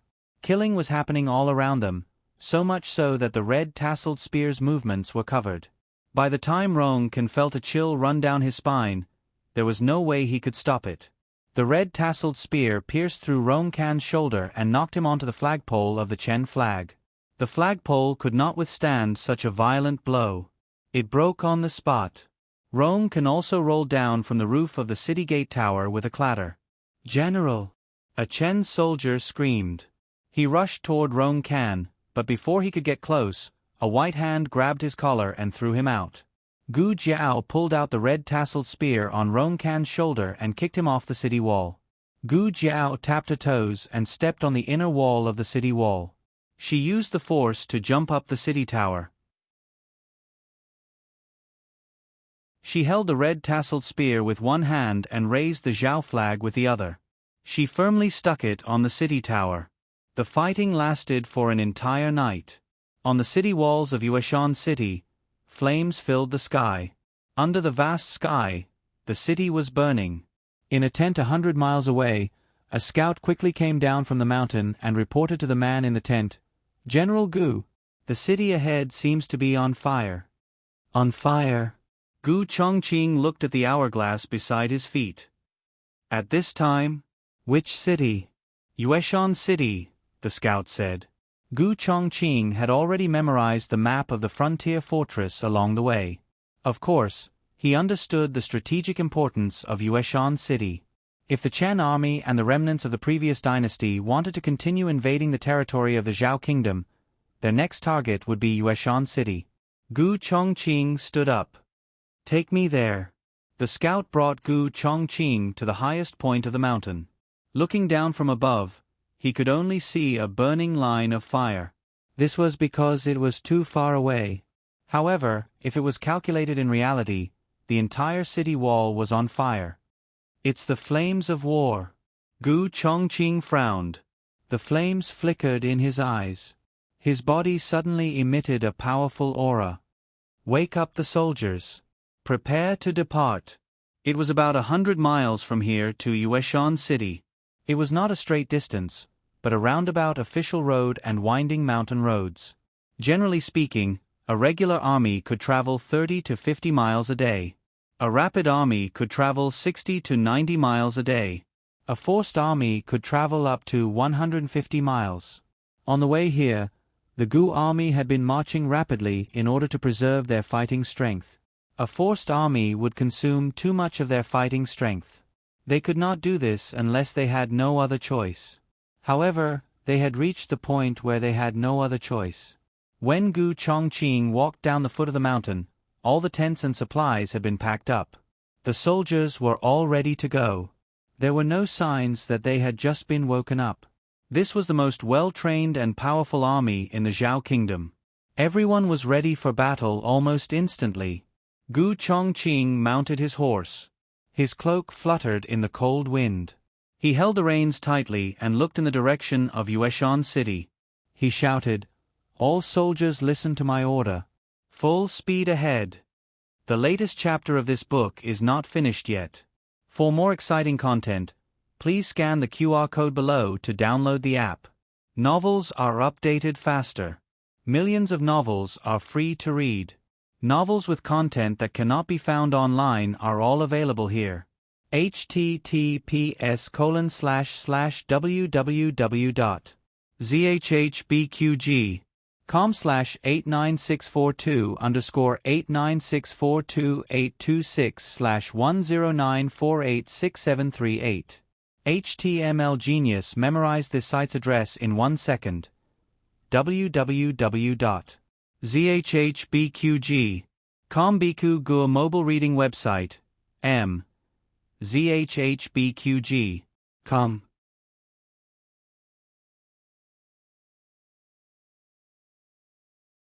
Chapter 500. The latest chapter of this book is not finished yet. For more exciting content, please scan the QR code below to download the app. Novels are updated faster. Millions of novels are free to read. Novels with content that can't be found online are all available here. In the Battle of Ancient Moon City, both sides had lost a lot of soldiers. The Chen Kingdom's army had lost even more soldiers. However, they had more people, so they could replenish their soldiers in time. Perhaps it was because the first 3 cities had been too easy to take down, so when Rong Fu led 20,000 soldiers to attack Ancient Moon City, he thought there were too many soldiers. He was very clear about the military deployment in Ancient Moon City. There were only about 2,000 guards and constables in the city. Including the able-bodied men that were temporarily recruited, there were less than 5,000 people. In addition to the 2,500 people that Tang Yueshan rescued from Yi City, there were more than 7,000 soldiers in total. Rong Fu did some careful calculations among these 7,000 men. 2,500 soldiers of the imperial court had been starved for 3 days and 3 nights when they were captured. Their stamina was severely depleted, and they had also been forced to march for several dozen li. Their battle prowess had plummeted. In addition, the 2,000 or so able-bodied men that had been recruited at the last minute did not have the martial arts or quality of soldiers. They were basically sending themselves to death on the battlefield. It was no exaggeration to say that compared to the strong and healthy Chen Kingdom army, these thousands of people were simply old, weak, sick, and disabled. However, this group of wounded and disabled soldiers had blocked the attacks of the Chen Kingdom's 20,000 soldiers for 3 days and 4 nights. Where did these guys get their strength? It was not that they were not afraid of death, but that they had a strong and unshakable belief in their hearts. It was as if even if they turned into corpses, they would block the city gate and the city wall to stop the invading Chen Kingdom army. As the commander of this battle, Rong Fu had been watching the siege from the war horse below the city gate tower. The city gate had been broken long ago. Their army had marched straight in. The Zhao Kingdom army would not be able to hold on for long. On the other hand, the city gate tower was a bit tricky. He had always known that Tang Yueshan had some ability, but he did not expect him to be so capable. Among the 3 famous generals of the Zhao Kingdom, the one who was the best at war was the old Marquis of Ding and Gu Chao. The one who was the most shameless and caught the enemy off guard was the Marquis of Xianping Shao Ji. The bravest and fiercest was the Marshal of the World, Tang Yueshan. To be honest, both Rong Fu and his father, Rong Yao, were surprised when they heard that he had become the Grand Marshal of the armed forces of the world. Being the bravest and the most ferocious was not a good compliment. To put it bluntly, this person was brave but not astute, which was a taboo to use troops. But a few days ago, Tang Yueshan used a trick to lure the tiger away from the mountain. He released the news that the imperial court's provisions had arrived on the official road in Huaqing, which made them send a large number of troops to rob the provisions. As a result, Tang Yueshan took the opportunity to sneak into the military camp and killed his way out with 2,000 men. It seemed like a simple plan, but in fact, every step had to be calculated perfectly. If they didn't go, or if they didn't bring enough troops with them, then even if Tang Yueshan sneaked into their camp, he wouldn't be able to kill his way out. Tang Yueshan and the others had chosen their escape route carefully, which resulted in their cavalry not being able to catch up with the infantry. Just tell me if you're angry. It was also because of this incident that the Rong family realized that Tang Yueshan was not a fool. He was just too brave that others had overlooked his intelligence. However, so what if he was brave? He was made of flesh and blood, and there would be a time when he ran out of strength. The Chen army was large and inexhaustible, but the defenders of Yueqing City were one less soldier after another. Tang Yueshan was probably at his limit. Rong Fu was right. Tang Yueshan was indeed at his limit, but it wasn't because he was exhausted. It was because his leg was injured. The wound was where the emperor's son-in-law's arrow had pierced through his leg. Blood gushed out and dyed his feet red. General Tang. Deputy General Tsun walked toward Tang Yueshan, covered in blood. He was also injured, but not all the blood on his body was his own. Don't worry about me. Tang Yueshan stood up with the help of a broken carriage behind him. There was a piercing pain in his leg. He raised his hand and cut down a soldier of the Chen army. Then he fell down again. Deputy General Tsun gritted his teeth. Yes. He turned around with tears in his eyes and continued to kill the enemy with his sword. Tang Yueshan was an arrow at the end of its flight. He couldn't even stand up. It was only a matter of time before he was killed. Compared to Tang Yueshan, who wasn't much of a threat, the young man who was guarding the flag of the Zhao kingdom with his spear alone. The young man was wearing armor and a helmet, only revealing a pair of sharp eyes. In fact, his appearance and age couldn't be seen clearly, but his every move revealed the heroic spirit of a young man. Countless soldiers of the Chen army climbed up, but none of them could get close to the flag of the Zhao kingdom. Without exception, they were all stabbed down by the young man's red-tasseled spear. Blood dyed his armor and the rubble under his feet red, but the flag he was guarding didn't get a single drop of blood. He was the god of death. He was guarding the soul of the Zhao kingdom. When did such a troublesome person appear in Yueqing City? Rong Fu frowned. If he went to Lingguan City, he would hear about this person from the emperor's son-in-law. Unfortunately, he hadn't gone yet. Rong Fu ordered his subordinate, "Bring me a bow and arrow." Yes. The subordinate handed over the bow and arrow. Rong Fu pulled the bowstring and shot at the flagpole above Gu Jiao's head. Gu Jiao's eyes turned cold. She propped the red-tasseled spear on her head and used the force to fly up and kick the arrow away. Rong Fu shot a second arrow. The third arrow, the fourth arrow. When it came to the fifth arrow, he finally stopped aiming at the flagpole and aimed directly at Gu Jiao's head. He wanted to shoot through the young man's head. Let's see how he can block his arrow. Just as Rong Fu was about to release the bowstring, a deep and resounding sound of a bugle horn suddenly rang out from behind him. It seemed to have come from the primordial times, carrying with it the power of mountains and rivers, causing everyone's hearts to tremble. Accompanying the bugle horn was the sound of war drums that went from slow to fast. The sound of thunder shook the mountains. Roar! Roar! Roar!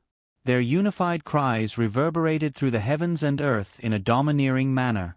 The ground began to shake, and dust began to fly. Rong Fu looked at the shaking soil under the horses' hooves and suddenly realized something. The Chen Kingdom's army's scout rushed over from the rear in a panic. Reporting, the Gu army is here. This frightened roar tore a bloody hole in the dark night sky. Something seemed to spurt out from behind the clouds. As soon as the scout finished speaking, he was ruthlessly pierced by an arrow. His eyes widened, and he fell in front of Rong Fu's horse. Rong Fu looked at the scout who was suddenly shot, and a sense of panic welled up in his heart. It was impossible. How could he be shot from so far away? No, it should be said that the Gu army was so far away. How could they arrive so quickly? If he was not sure that the Gu army would not arrive so quickly, how could he dare to lead an army of 20,000 to attack the city? His older brothers had all achieved military merits, but he had not. He was here. He was here for the military merits. If he took Yuegu City and killed Gu Chao and Tang Yueshan, he would be conferred the title of Marquis and King like his older brother. His luck would not be so bad. This must be Tang Yueshan's evil plan. There were not even a few hundred defenders left in the Zhao kingdom. Victory was right in front of them. It would be their biggest mistake to retreat now. Rong Fu pulled out the sword at his waist and solemnly shouted, "The news is wrong. It's not the Gu army. It's a few captives of the Zhao kingdom who deliberately mystified in the forest. Everyone, continue to attack the city. Who can take the heads of Tang Yueshan and Gu Chao? Reward them with 1,000 taels of gold. And that boy." As he spoke, he pointed to the boy who had killed many Chen Kingdom soldiers and was guarding the banner. He said, "Who can cut off his head? Whoever can be the general of the Rong family." The Chen Kingdom's army, which had been a little low in morale, was suddenly full of fighting spirit. 1,000 taels of gold. They wanted every one of the Rong family's generals. However, this fighting spirit did not last long. The subordinate next to Rong Fu suddenly pointed to the back and said with horror in his eyes, "General, General, General, look." "What are you looking at?" "It's just..." As Rong Fu spoke, he turned his head back impatiently. The words he was about to say were stuck in his throat. The darkness in the night sky had disappeared, but it was not dawn yet. The sky was dark gray. Under this boundless sky, tens of thousands of cavalrymen galloped over, each of them wearing ice-cold silver armor. Even their war horses were covered in silver armor. With an order from the commander, all the cavalrymen took out black cloth and covered the eyes of their horses. Yes, yes, yes. The subordinate could not come out anymore. This scene was too shocking. This was a real cavalryman. Gu Chongqing galloped through the flying snow. The white cloak behind his silver armor fluttered in the wind, like the purest snow between heaven and earth. He carried an extremely cold, murderous aura. Rong Fu's breathing stopped. Wherever the Gu army went, the Chen Kingdom soldiers were defeated. Gu Chongqing did not go anywhere else. He went straight to Rong Fu. The light of dawn chased after him. The sky gradually opened. Rong Fu raised his sword to meet him. However, before he could make a move, Gu Chongqing chopped off his head. Digression. Big Brother is not a gentleman on the battlefield. He, is a little cruel. Everyone, please bear with him. The latest chapter of this book is not finished yet. For more exciting content, please scan the QR code below to download the app. Novels are updated even faster. Millions of novels are free to read. Novels with connotations that cannot be found online are all available here. https://www.zhbqg.com/89642-826/1094643777. HTML Genius memorized this website's address in 1 second. www.zhbqg.com Biku Pavilion's mobile reading website, zhbqg.com.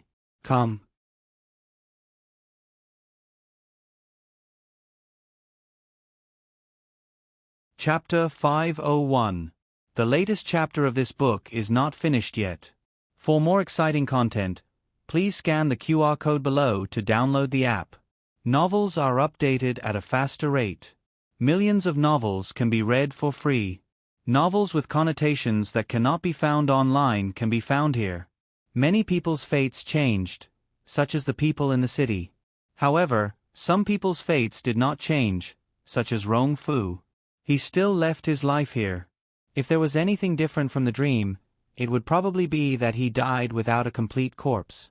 Rong Fu's head fell, and the morale of the Chen Kingdom army plummeted. The swords in their hands lost their aim. The Chen Kingdom soldiers, who were confident of victory, watched as the Gu clan cavalry charged at them like a flood. They were too fast, and their aura was too fierce. The Chen Kingdom soldiers were all dumbfounded. The Gu clan cavalry broke through the Chen Kingdom army's formation effortlessly. However, they did not stay outside the city. Instead, they followed Gu Chongqing into the city gates. Just as the Chen Kingdom army outside the city heaved a sigh of relief, the Gu clan infantry arrived. They held a sword in one hand and a shield in the other. They charged at the Chen Kingdom soldiers with great momentum. This was a crushing defeat without any suspense. Gu Changfeng, who had fought with the Chen Kingdom soldiers in the city for an entire night, had long become numb to the killing. He had almost forgotten who he was and where he was. He only remembered that as long as he had a breath left, he had to keep fighting. "Be careful, Lord Gu." Deputy General Li, who was dozens of steps away, had just raised his hand to block the attack of a Chen Kingdom soldier when he saw that Gu Changfeng was being attacked from 3 sides. One of the Chen Kingdom soldiers slashed at Deputy General Li's back with a sword. The armor on his back had already been broken, and this sword had completely torn the armor apart. Covered in wounds, he was exposed to the enemy's sword just like that. Gu Changfeng had no strength left. He could not even take his last breath. He was really going to die. "I'm sorry. Big brother. Grandfather." I can't hold on anymore. His entire body fell face down. The Chen Kingdom's soldiers' sword also stabbed towards his back. However, before their swords could hurt Gu Changfeng, they were blocked by a long sword that shone with cold light. The long sword swept out, and the sword energy was like a rainbow. 3 Chen Kingdom soldiers were killed instantly. Gu Changfeng did not fall down completely either. He was hugged by a strong arm. Gu Chongqing knelt on one knee in front of him, supporting his bloodied brother. Gu Chengfeng's vision blurred as he looked at him. His vision turned black and he fainted. The Gu clan's armored cavalry quickly took control of the situation at the city gate. The left commander led 5,000 armored cavalry and charged straight in, chasing after the Chen nation soldiers who were burning, killing, and looting. Gu Chongqing handed his younger brother to a deputy general, while he himself led 2,000 infantrymen and charged up the city gate tower. There was no need for so many people to deal with the Chen nation soldiers, who were already scared out of their wits. However, they had to end this battle quickly. When the last enemy was taken care of, the sun in the east broke through the snow, bringing with it a dazzling morning light that enveloped the blood-dyed city tower. The cold wind whistled past, cutting everyone's faces like knives. After killing for an entire night, the defenders gripped their weapons tightly. Their fingers were so stiff that they could not pry them open. Gu Jiao stood on the roof shrouded in the morning light, holding the red-tasseled spear in her hand. The flag of the Zhao nation fluttered behind her. She slowly raised her stiff and painful hand and took off her helmet, which was covered in sweat and blood. The flames of war were extinguished. The ground was full of ruins and devastation. Gu Jiao held the red-tasseled spear and the helmet, staring at the battle-scarred city without blinking. The morning light shone on her blood-stained cheeks, reflecting a golden light.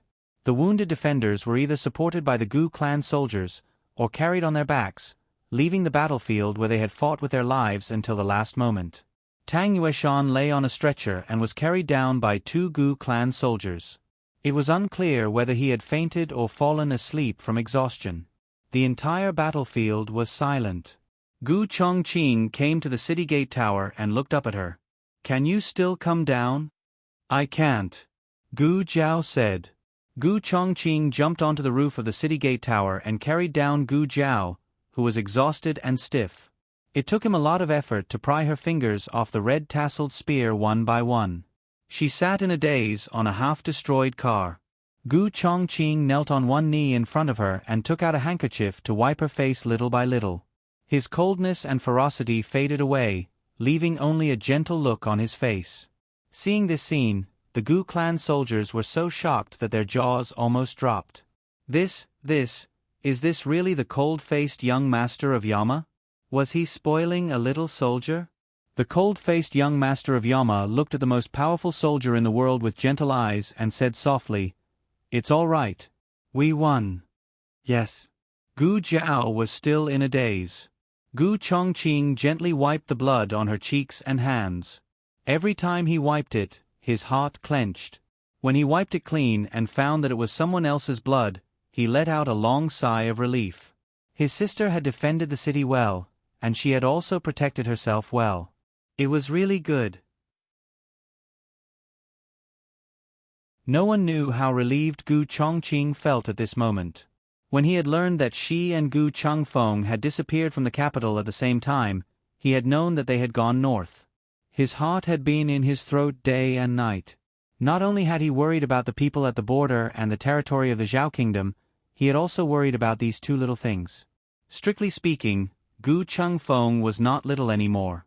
But in his heart, he would always be the little brother of his childhood. "The armor is very heavy. Let me help you take it off." As Gu Chongqing spoke, he began to remove the armor for her. Just like before, she didn't object. She just sat there obediently. But when Gu Chongqing took off the armor, he finally felt that something was wrong. Her entire body was tense and her hands were tightly gripping the board of the carriage as if she was trying to endure something. Gu Chongqing looked at her. "Jiao Jiao." Gu Jiao said blankly, No more killing."